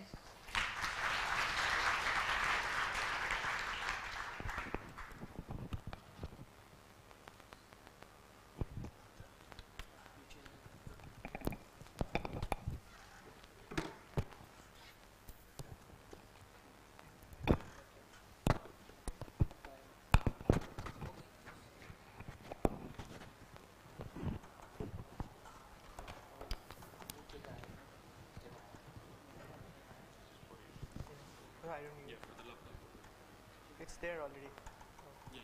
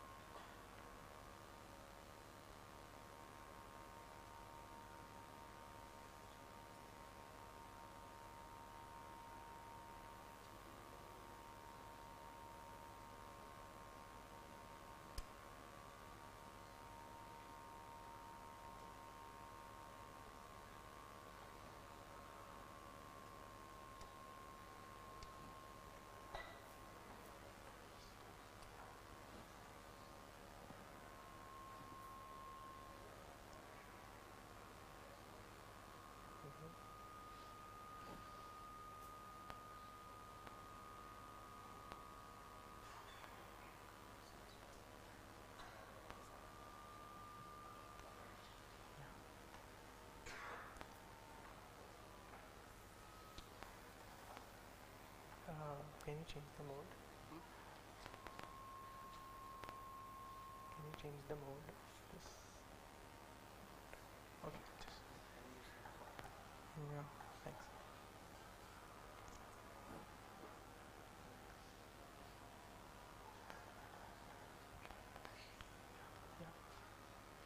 Okay, so our next paper is on multi-input functional encryption with unbounded message security. The authors are Vipul from MSR, Ayush from UCLA, and Adam from Georgetown, and Ayush will give the talk.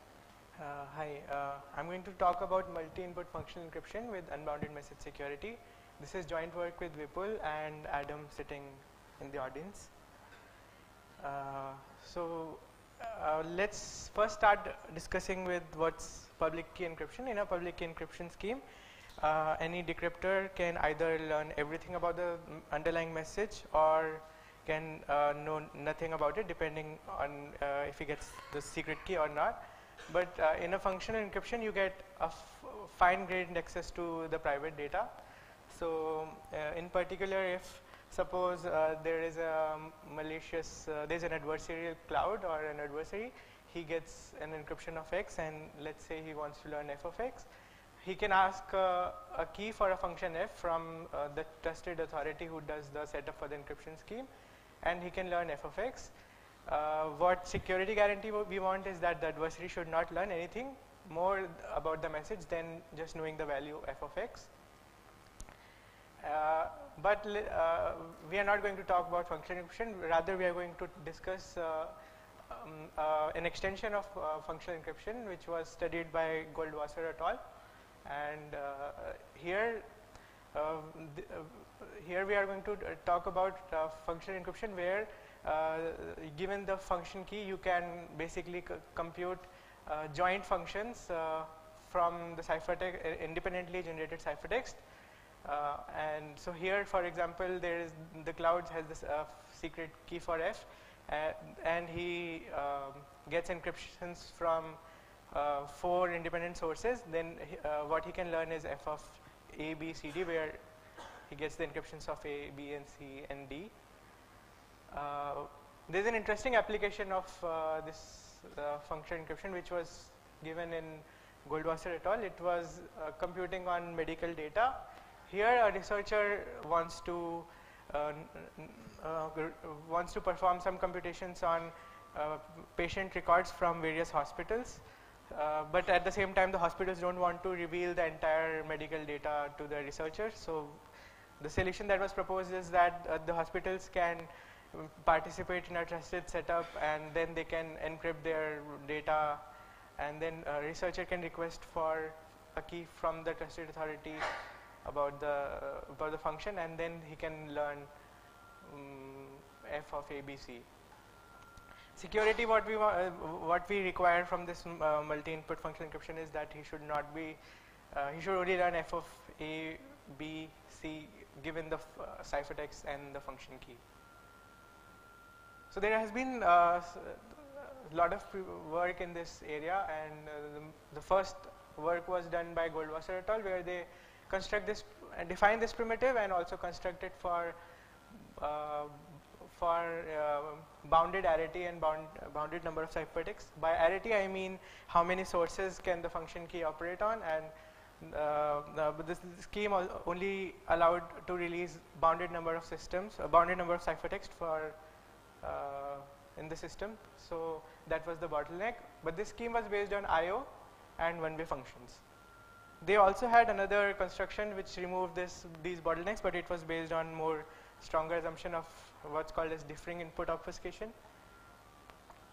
Then there is this work by Brzezinski, Komorudowski, Sagev, and Anant and Jain. It was concurrent work, and they construct an MIFE for only secret key setting.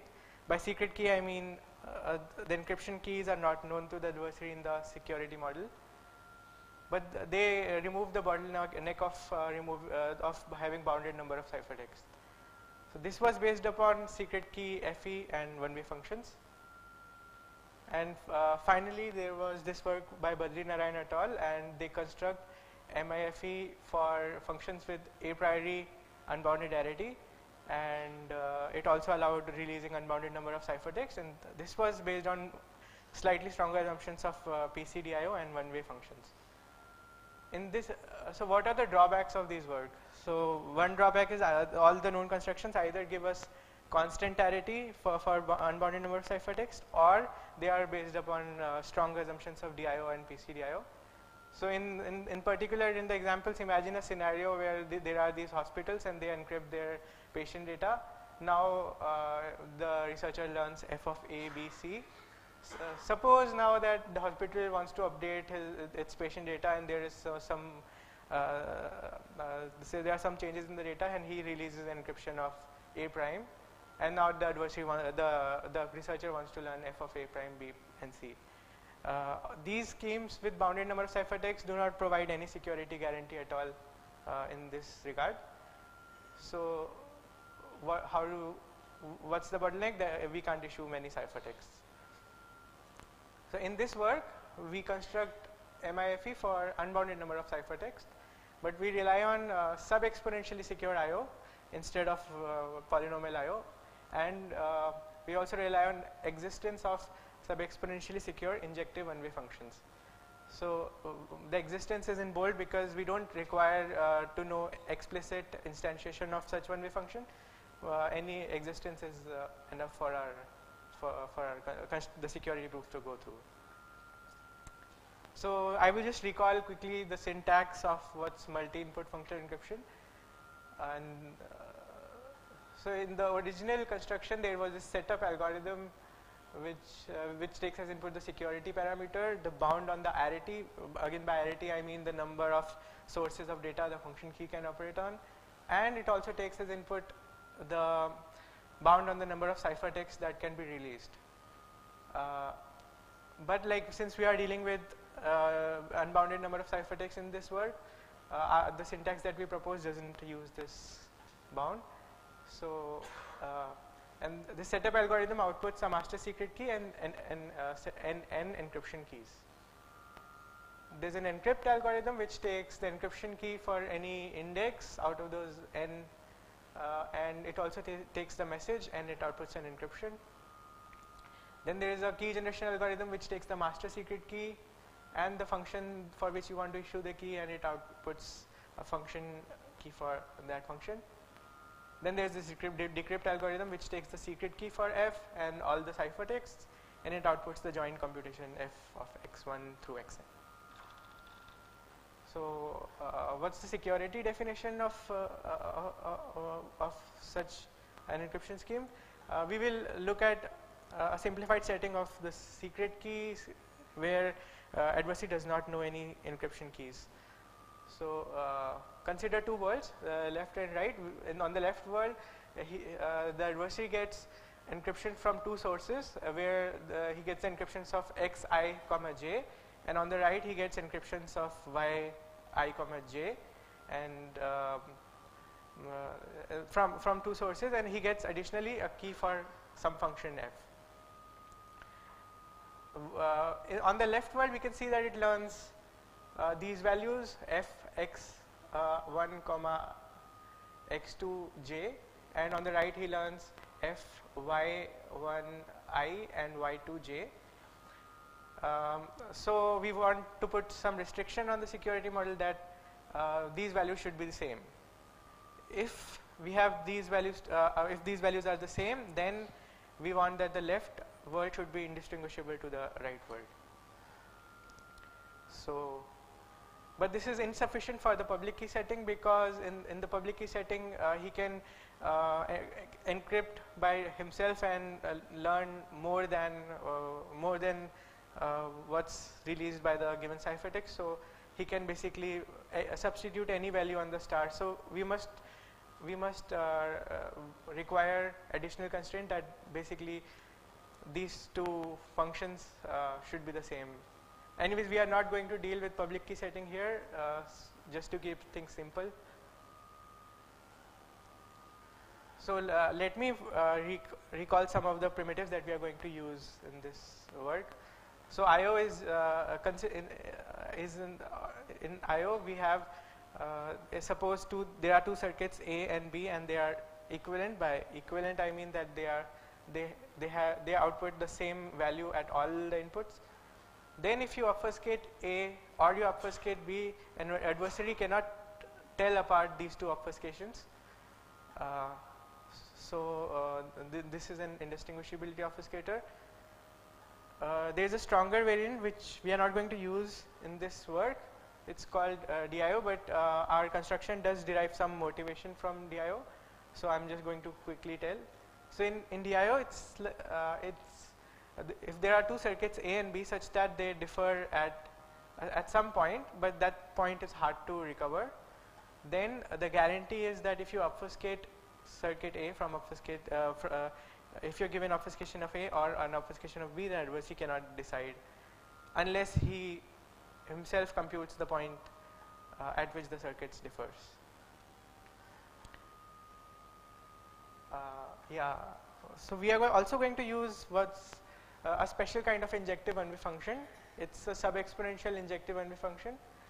This function is injective and it's hard to invert, but other than that, we also require that if there is any algorithm that breaks it, successfully inverts the 1-way function, then it should definitely run in time which is sub-exponential in the length of the input. But we don't want an explicit instantiation of this function, as I will describe later in the talk. And this is finally the last tool that we are going to use. It's puncturable PRF. A puncturable PRF is just like a normal PRF with some special properties, and the property is that there exists a puncturing algorithm which takes a PRF key and some point x, and it punctures the key at that point x. This punctured key allows to evaluate the actual PRF on all values except that point x at which it was punctured.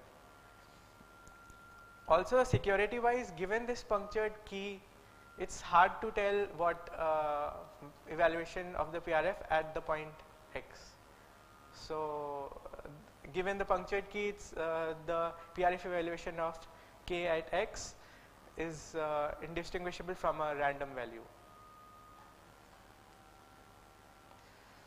Okay, so now I will describe the approach of our work. How do we construct MIFE for unbounded number of ciphertext?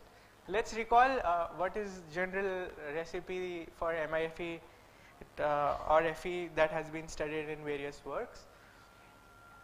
So in general, the ciphertext generally consists of two public key encryption ciphertext, and there is a IO friendly proof like a statistically binding NIZC. And the function key is generally an obfuscated program which takes as input these ciphertext, and then it verifies the proof, and once if the proof verifies, then it uses one of the hardwire PK secret key, and then using these decrypted value, it computes the function and outputs that evaluation. So here, thing to observe is that since we are dealing with IO friendly proofs, these statistically sound NIZCs, typically for the proof to work, we'll have to commit all the challenge ciphertext in the setup, and therefore the size of the setup parameters, the size of the encryption keys, it grows with the number of ciphertexts. So that gives us only bounded security. Also, it restricts us to just selective security since we have to commit all the ciphertext in the public parameter. So I'll describe our solution like step by step. So first, we look at how to remove this bottleneck. So one way is to use simulation sound NIZCs instead of using SSS NIZCs, but we cannot use this with IO, so we'll have to use it with like DIO, because DIO is using DIO. What we can do is you can these kind of NIZCs are more friendly with DIO, so they can help us to argue security. But since we are not allowed to use DIO, we have to do something else. First thing is that for every valid statement, there are multiple proofs in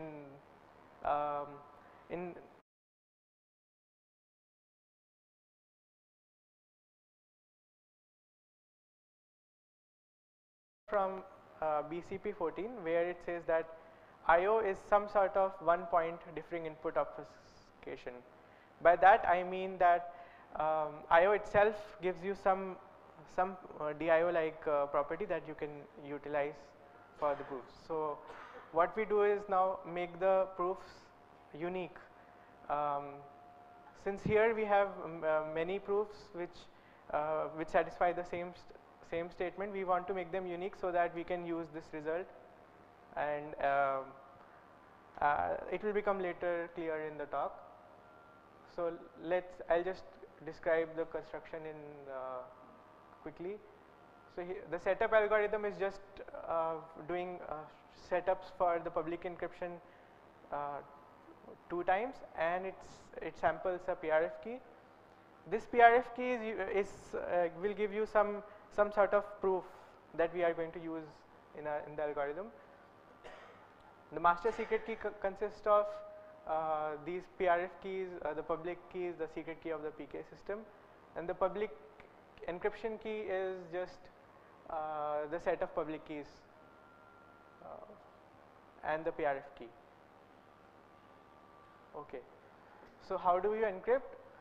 First, you take the message and encrypt it twice using the public key of the PKE, and then you compute the PRF value on the ciphertext that you get from PKE encryption, and just output these encryptions along with the PRF evaluation. This PRF evaluation behaves like some sort of proof, and the function key, it looks like first it verifies the PRF evaluation for the ciphertexts, as you can see here, and the decryption first, and then it decrypts one of the ciphertexts using the hardwired key, and it finally computes the evaluated value. So what's the proof idea? So the main idea is again that IO implies DIO for bounded number of inputs. So this is the main theorem, that if 2 circuits A and B differ at one input, say X, then any adversary which distinguishes obfuscation of A from obfuscation of B with some advantage E, then there exists an extractor that recovers X, and it runs in time polynomial in the security parameter and inverse of the advantage. So we consider, so the proof works in the following manner. Consider the challenge vectors in the first step. Then we start with an encryption of, say, vector X. Then we switch from encryptions of, since the circuit only uses one of the secret key, we can switch the other remaining PK encryption to YIs, and then we switch the function keys to use the first secret key to the other secret key, and this is done step by step, which I'm going to describe. So we consider a hybrid circuit G sub Z, which is the hybrid function key, and in this function key the first step is the same, except that there is another step at which we check that if the ciphertext is less than some value Z, then we decrypt using the first key, otherwise we use this second secret key, and we output and using this decryption, the obfuscation just outputs the value. Yeah. So now we iterate the Z from 0 to all the space of all the inputs. So if now how do we argue security between the two hybrids? If suppose if suppose G sub Z and G sub Z plus 1 are equivalent, then in this case we are good because of the IO security. If suppose they are not, then what we can actually do is invert the one-way function, use this to invert the one-way function P. This is done by using IO implies DIO result. So since, yeah, so the main idea is again we use the hard coding and the punctured programming technique to embed a one-way function challenge, and then using IO implies DIO we can invert the one-way function. So note that P, which is a one-way function, is used only in the proof. We can actually as well use it as any one-one function in the construction. This construction works only for the secret key setting. For the public key setting, we need to do something else, because once you since in the public key setting encryption keys are revealed to the adversary, since the encryption key contains the PRF key, you are losing the security there. So what we do is, instead of giving the PRF key in the clear, we give a program that contains the PRF key, and that program is obfuscated and given as the encryption key. So yeah, the obfuscated program takes the two ciphertexts and its randomness and gives out the proof, the PRF value, only if both the ciphertexts encrypt the same message. So now I will conclude. We get MIFE for unbounded number of ciphertexts, and we rely on sub-exponential IO, injective one-way functions with sub-exponential security, and we get adaptive security for free because we are dealing with sub-exponential assumptions here, so we get it for free. But there are some open problems. First is that since we are going input by input, we can only achieve security for bounded message lengths, which like the message length that has to be bounded in advance. So how to remove that bottleneck? Then second open question is the ultimate goal of coming with an MIFE scheme with unbounded arity, and what about polynomial time assumptions? Oh, sorry. Yeah. Thank you.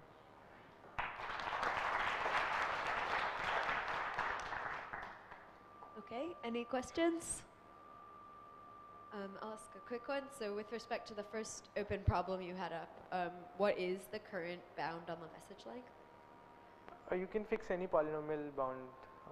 Okay. Like in the security parameter. So in practice, it's probably not a huge deal to have. Anyways, we are not implementing MIF in practice. Yeah. Okay. Okay. Any other questions? Okay, then let's thank Ayush again.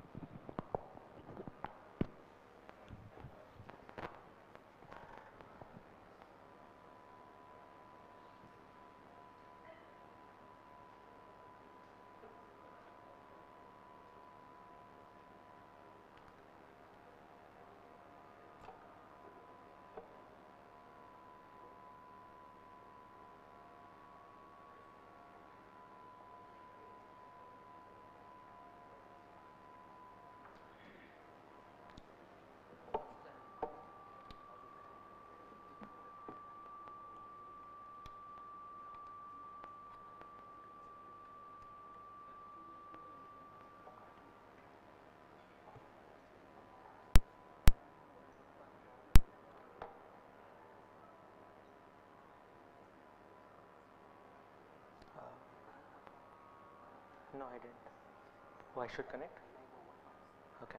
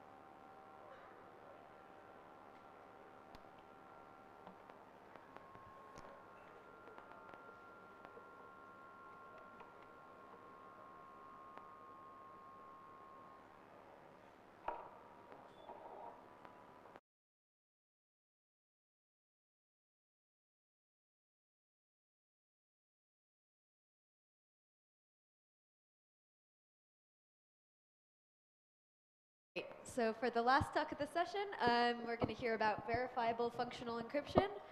This paper is by Sai Krishna, Vipul, Ayush, and Amit from UCLA and from MSR. Sai Krishna will give the talk. Thanks for the introduction. Hi everyone, I'm Sai Krishna. I'm going to be talking about verifiable functional encryption. This is joint work with Ayush, who just gave a talk before, Vipul and Amit. So before we move on to what the problem is, let's look at classical encryption. And let's say there is some user Bob who has some data X and he encrypts it and sends it over to some cloud. And the red blob denotes the ciphertext. Now suppose this cloud has the secret key for the encryption scheme, then it can recover the message, the plain text message X in the clear. But suppose the cloud does not have the secret key, then it learns nothing at all about the message that was encrypted. Okay, this is the classical notion of encryption that we all know. So in some sense this has an all or nothing paradigm, in the sense that you either learn everything about the message or nothing at all.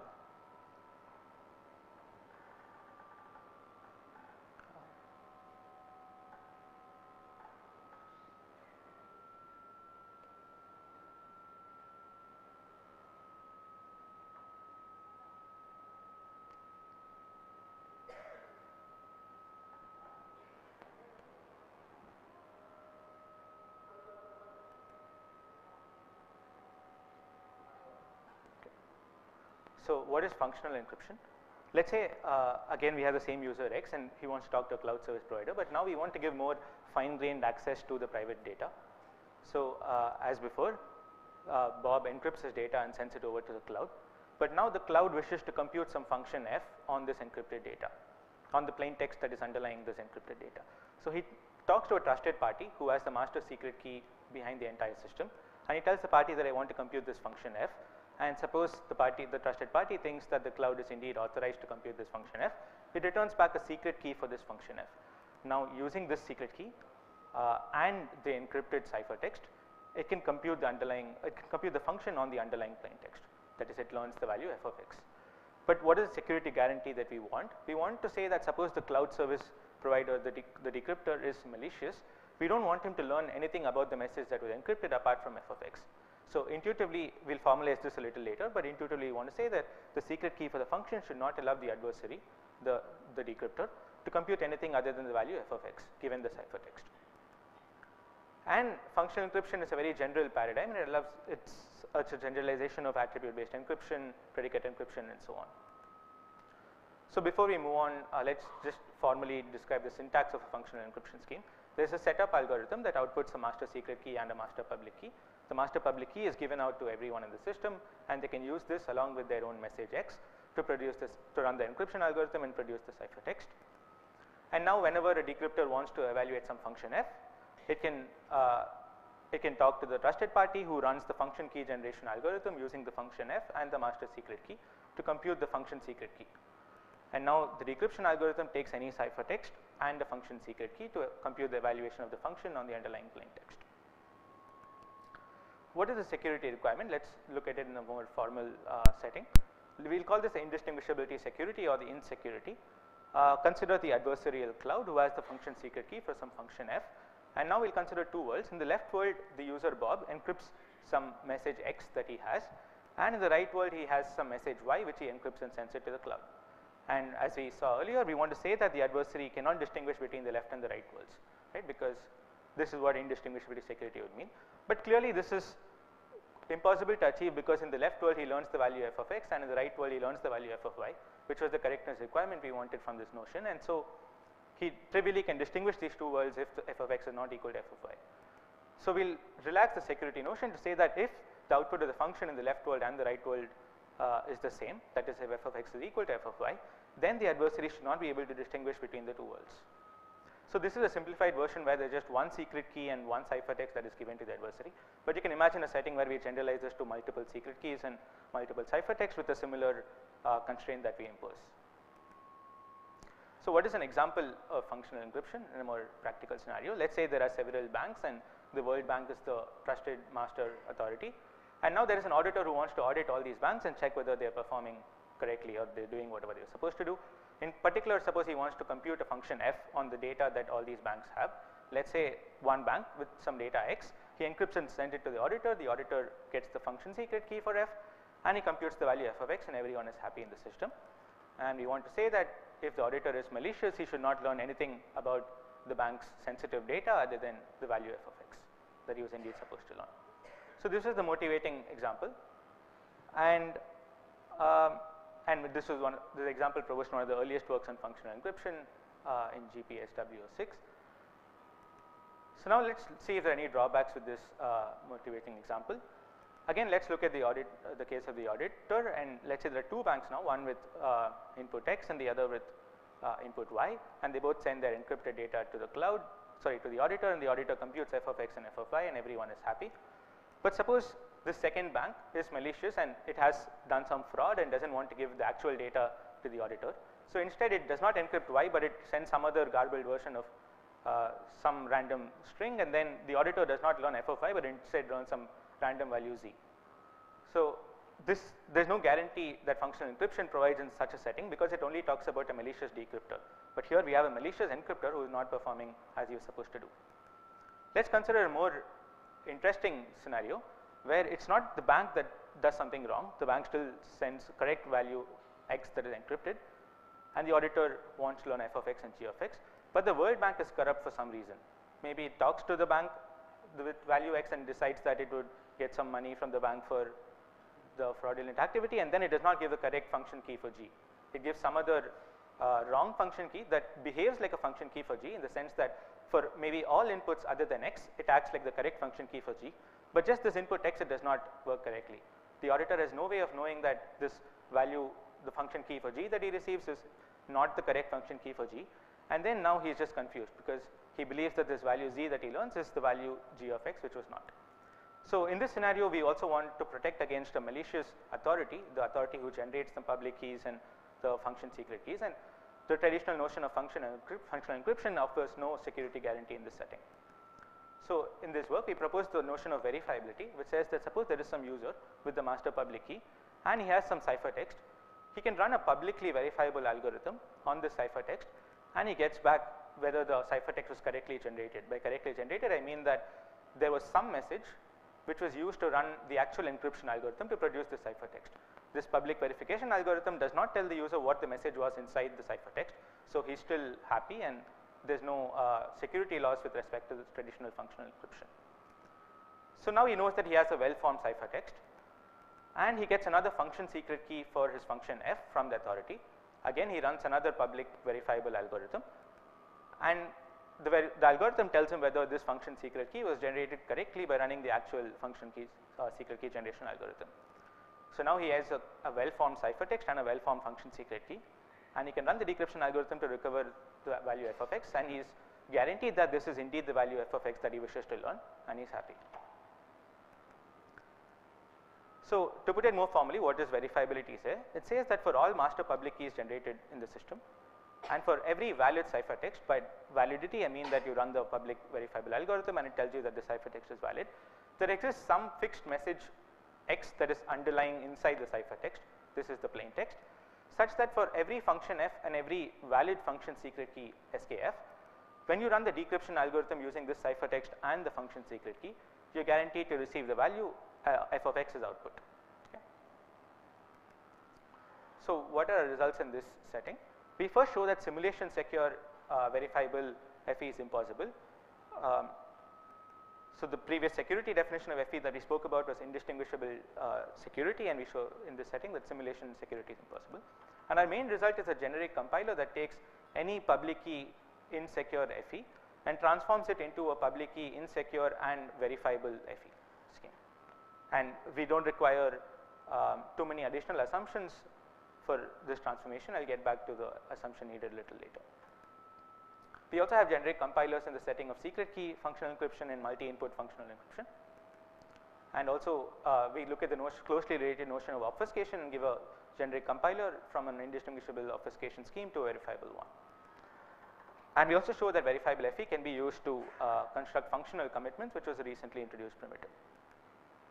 So if you instantiate our transformation with several functional encryption schemes and even their weaker notions like predicate encryption and attribute based encryption, you get several schemes for verifiable functional encryptions under various assumptions, starting with just verifiable identity based encryption, which can just be based on the BDH assumption, and all the way up to verifiable functional encryption for all circuits which can be based on I/O. So first let's see whether the problem is trivial. Can it be solved very easily? Let's say we have an underlying functional encryption scheme that we want to transform into a verifiable one. Let's just run the setup of this functional encryption scheme and generate the master secret key and the master public key. Now whenever we want to encrypt some message X, we just compute the underlying encryption as before by running the encryption algorithm of the functional encryption scheme, and just compute a non-interactive zero knowledge proof that the encryption is done correctly. Now if the proof verifies, then you're guaranteed that the encryption is done correctly, and you can easily verify the proof publicly, so everything is easy, right? But there's a small catch here, in the sense that in order to generate a NIZIC proof, you need a common reference string, and this has to be generated at the setup time. But remember that our goal was to protect against malicious authorities, and so the authority is the one who is generating the common reference string itself. So if he's malicious, he could generate a malicious CRS and compute fake proofs, and the whole guarantee of NIZICs is gone, right? So therefore we cannot generate a NIZIC, and we need some other techniques to solve the problem. Let's look at a closely related proof system called as a NIVI, which is a non-interactive witness indistinguishable proof, which has the following. Suppose there's some statement X, and a prover wants to prove that the statement X is in some language, and let's say there are two witnesses W0 and W1 that are given by the verifier to a prover, and now the prover picks one of those two witnesses at random and gives a proof using that witness to the verifier, and the guarantee of a NIVI is that the verifier cannot guess which of the two witnesses was used to generate the proof, right? So this is much weaker than a NIZIC, because in NIZIC the verifier learns nothing at all about the witness, but here he just doesn't learn which of the two witnesses was used to prove. Okay. So let's try to construct a verifiable FE scheme using a NIZIC instead of a NIVI. Sorry, using a NIVI instead of a NIZIC. So again we consider the underlying functional encryption scheme, but this time instead of just using it once, we'll use it twice in parallel. So in the setup algorithm, we run it twice to generate two master public keys and two master secret keys. So the red and green blobs denote, the red and green things denote each individual functional encryption scheme.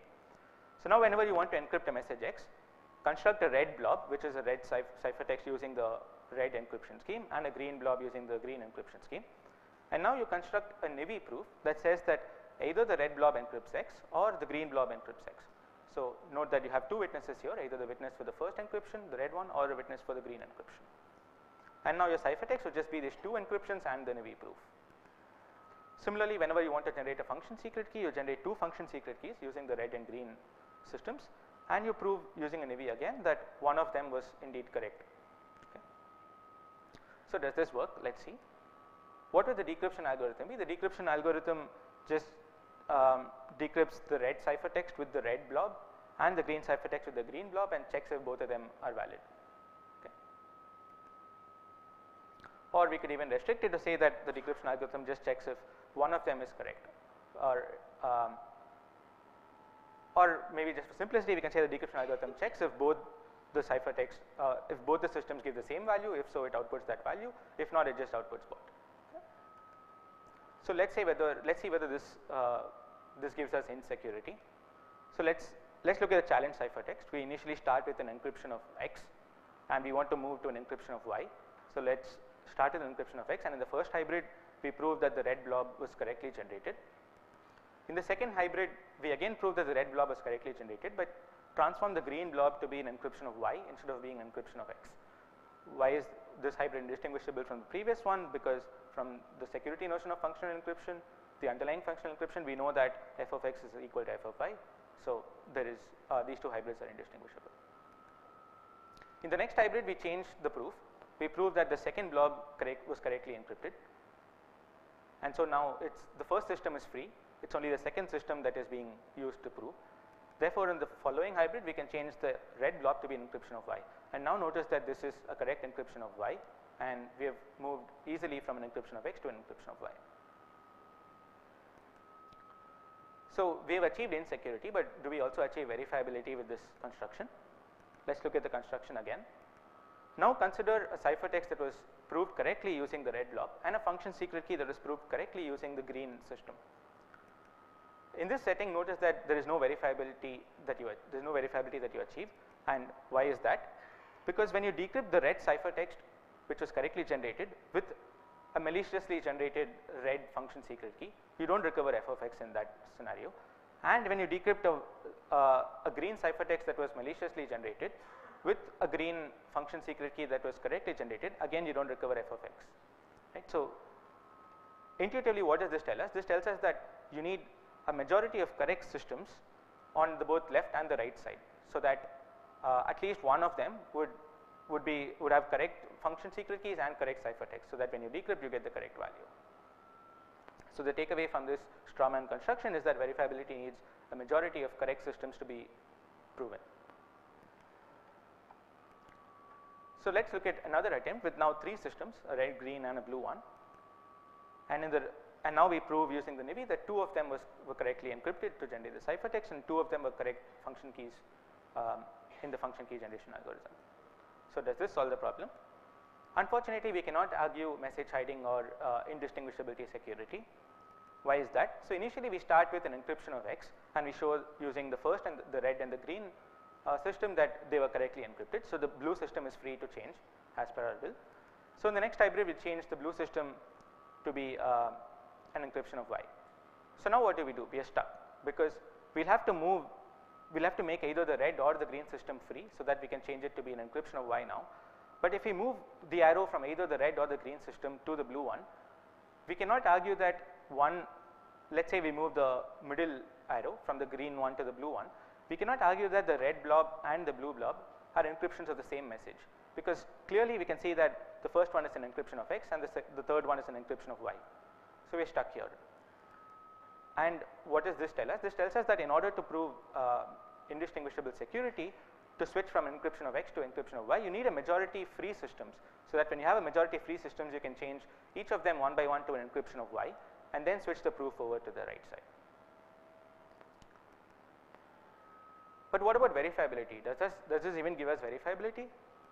This was the construction that we had, right? It turns out that we cannot even argue verifiability in this setting, and this is because, let's say this was the ciphertext that proves that the red and the green systems were correct, and a function secret key that proves that the green and the blue function keys were correct.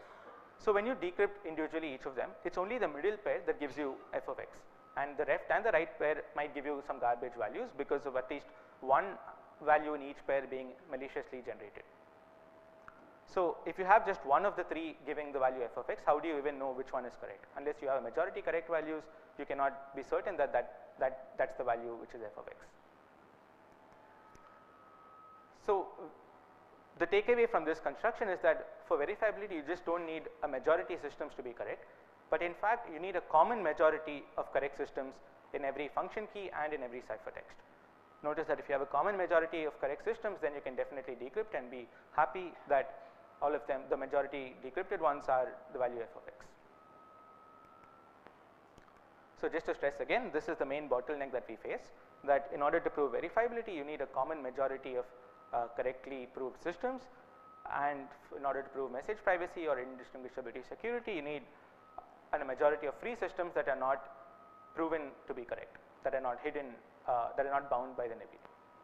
So these 2 goals seem contradictory, because in one case you want some systems to be free, they shouldn't be proven at all, and you need a majority of such systems, and in the other case you want a majority of systems to in fact be proven to be correct. Right? So we need some new techniques. So the first idea that we'll use to solve this is we'll introduce the idea of a lock. A lock is not just like a commitment, and we say that now let's look at 5 systems, and I'm not going to list out the colors, you can see what the 5 colors are, and then we compute 5 ciphertexts using all these underlying systems, and instead of just proving that a majority of them encrypt X correctly, we'll prove that either a majority of them, that is 4 of them, more than a majority, 4 of them encrypt the value X correctly, or we introduce a new trapdoor system that says that it's okay, only 2 of these 5 are going to encrypt correctly, but this public parameter Z is going to be a commitment of all these ciphertexts. Notice that this is the first instance where we are getting something that would solve both our problems. Why is that? Because the first statement gives you a majority of systems that are being bound, which is what verifiability needed. But the second system says that you have a majority systems free, only 2 of them are going to be used in the NIVI proof, and the rest 3 are all free to change as you wish, but somehow they're going to be used, they're going to be linked with this public parameter Z. Similarly, in order to generate a function secret key, we generate 5 function secret keys, and we first show that the naive either shows that all 5 are correct function secret keys for the function f, or 4 of them are correct, with the additional constraint that let's look at the ciphertext that were inside this public parameter z that have been committed inside, and when you decrypt each of this underlying each of these underlying ciphertext with each of these function keys that you generate now, all these decryptions should give out the same value. Okay. So why is this going to be useful? Let's try proving indistinguishability security first. We initially start with an encryption of x. Where all the 5 systems have x, and we just prove that the first 4 encrypt x correctly. Now we switch the function secret key to not prove that all 5 are function keys for f, but rather just 4 are keys for f, and that when you decrypt these ciphertexts in the public parameter, they all decrypt to the same value. Notice that initially the public parameter has just garbage, it is not a commitment to any ciphertext. We now switch the encryption to prove the trapdoor statement, where we set the public parameter to be commitment of all the ciphertext that we generate, and we prove that the first 2 indices are generated correctly as an encryption of x. Now notice that we have the last 3 systems free, in the sense that they are not bound to be proven correct, and we can change each of them from being an encryption of x to an encryption of y. And if you look at the function keys, the decryption would still satisfy, because f of x is still equal to f of y. So we switch all the last 3 indices to be an encryption of y now, and not just an encryption of x. And this is the crucial point in the proof, where we now say that because of this trapdoor statement, we have a majority systems that are free to be switched, and we have switched all these systems from an encryption of x to an encryption of y. The rest of the proof is fairly straightforward. We switch now the last 2 indices to be an encryption of y and not the first 2, and we have the first 2 systems free. We can switch both of these to be an encryption of y now, and this turns out to be a valid encryption of y. So what about verifiability? Does this system already give us verifiability? If the function key was generated using the trapdoor statement and the encryption was generated using the trapdoor statement, then by the guarantee of the decryption, we know that all of them would decrypt to f of x itself. So we are happy there. But how about this scenario, where the function keys are generated using the correct statement that all 5 are indeed keys for f, but we use the trapdoor statement for generating the ciphertext. Now notice that only 2 of these indices are generated correctly, only 2 of these ciphertext indices are generated correctly, and this commitment is essentially useless, because it says nothing at all on the right side, and we can look at this commitment as playing no role at all in this setting. Therefore, only the first 2 indices that were used to prove correctness of encryption would decrypt correctly to give f of x, while the last 3 indices would give you some garbage value. So now you have a majority of garbage values, and you cannot do anything with this. It turns out that this is easy to fix. We just introduce another lock, and we say that these 2 systems together can never co-occur. These 2 scenarios can never co-occur, and therefore this is the only glitch in proving verifiability, and if they can never co-occur, then the whole construction is trivially verifiable. With this, I would like to point you to the paper if you have more questions, if you want to know more about the techniques. Thank you.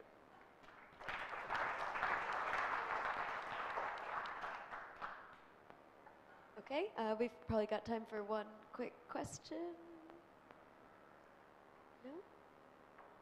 Okay, then let's thank Sai Krishna and all the speakers in the session again.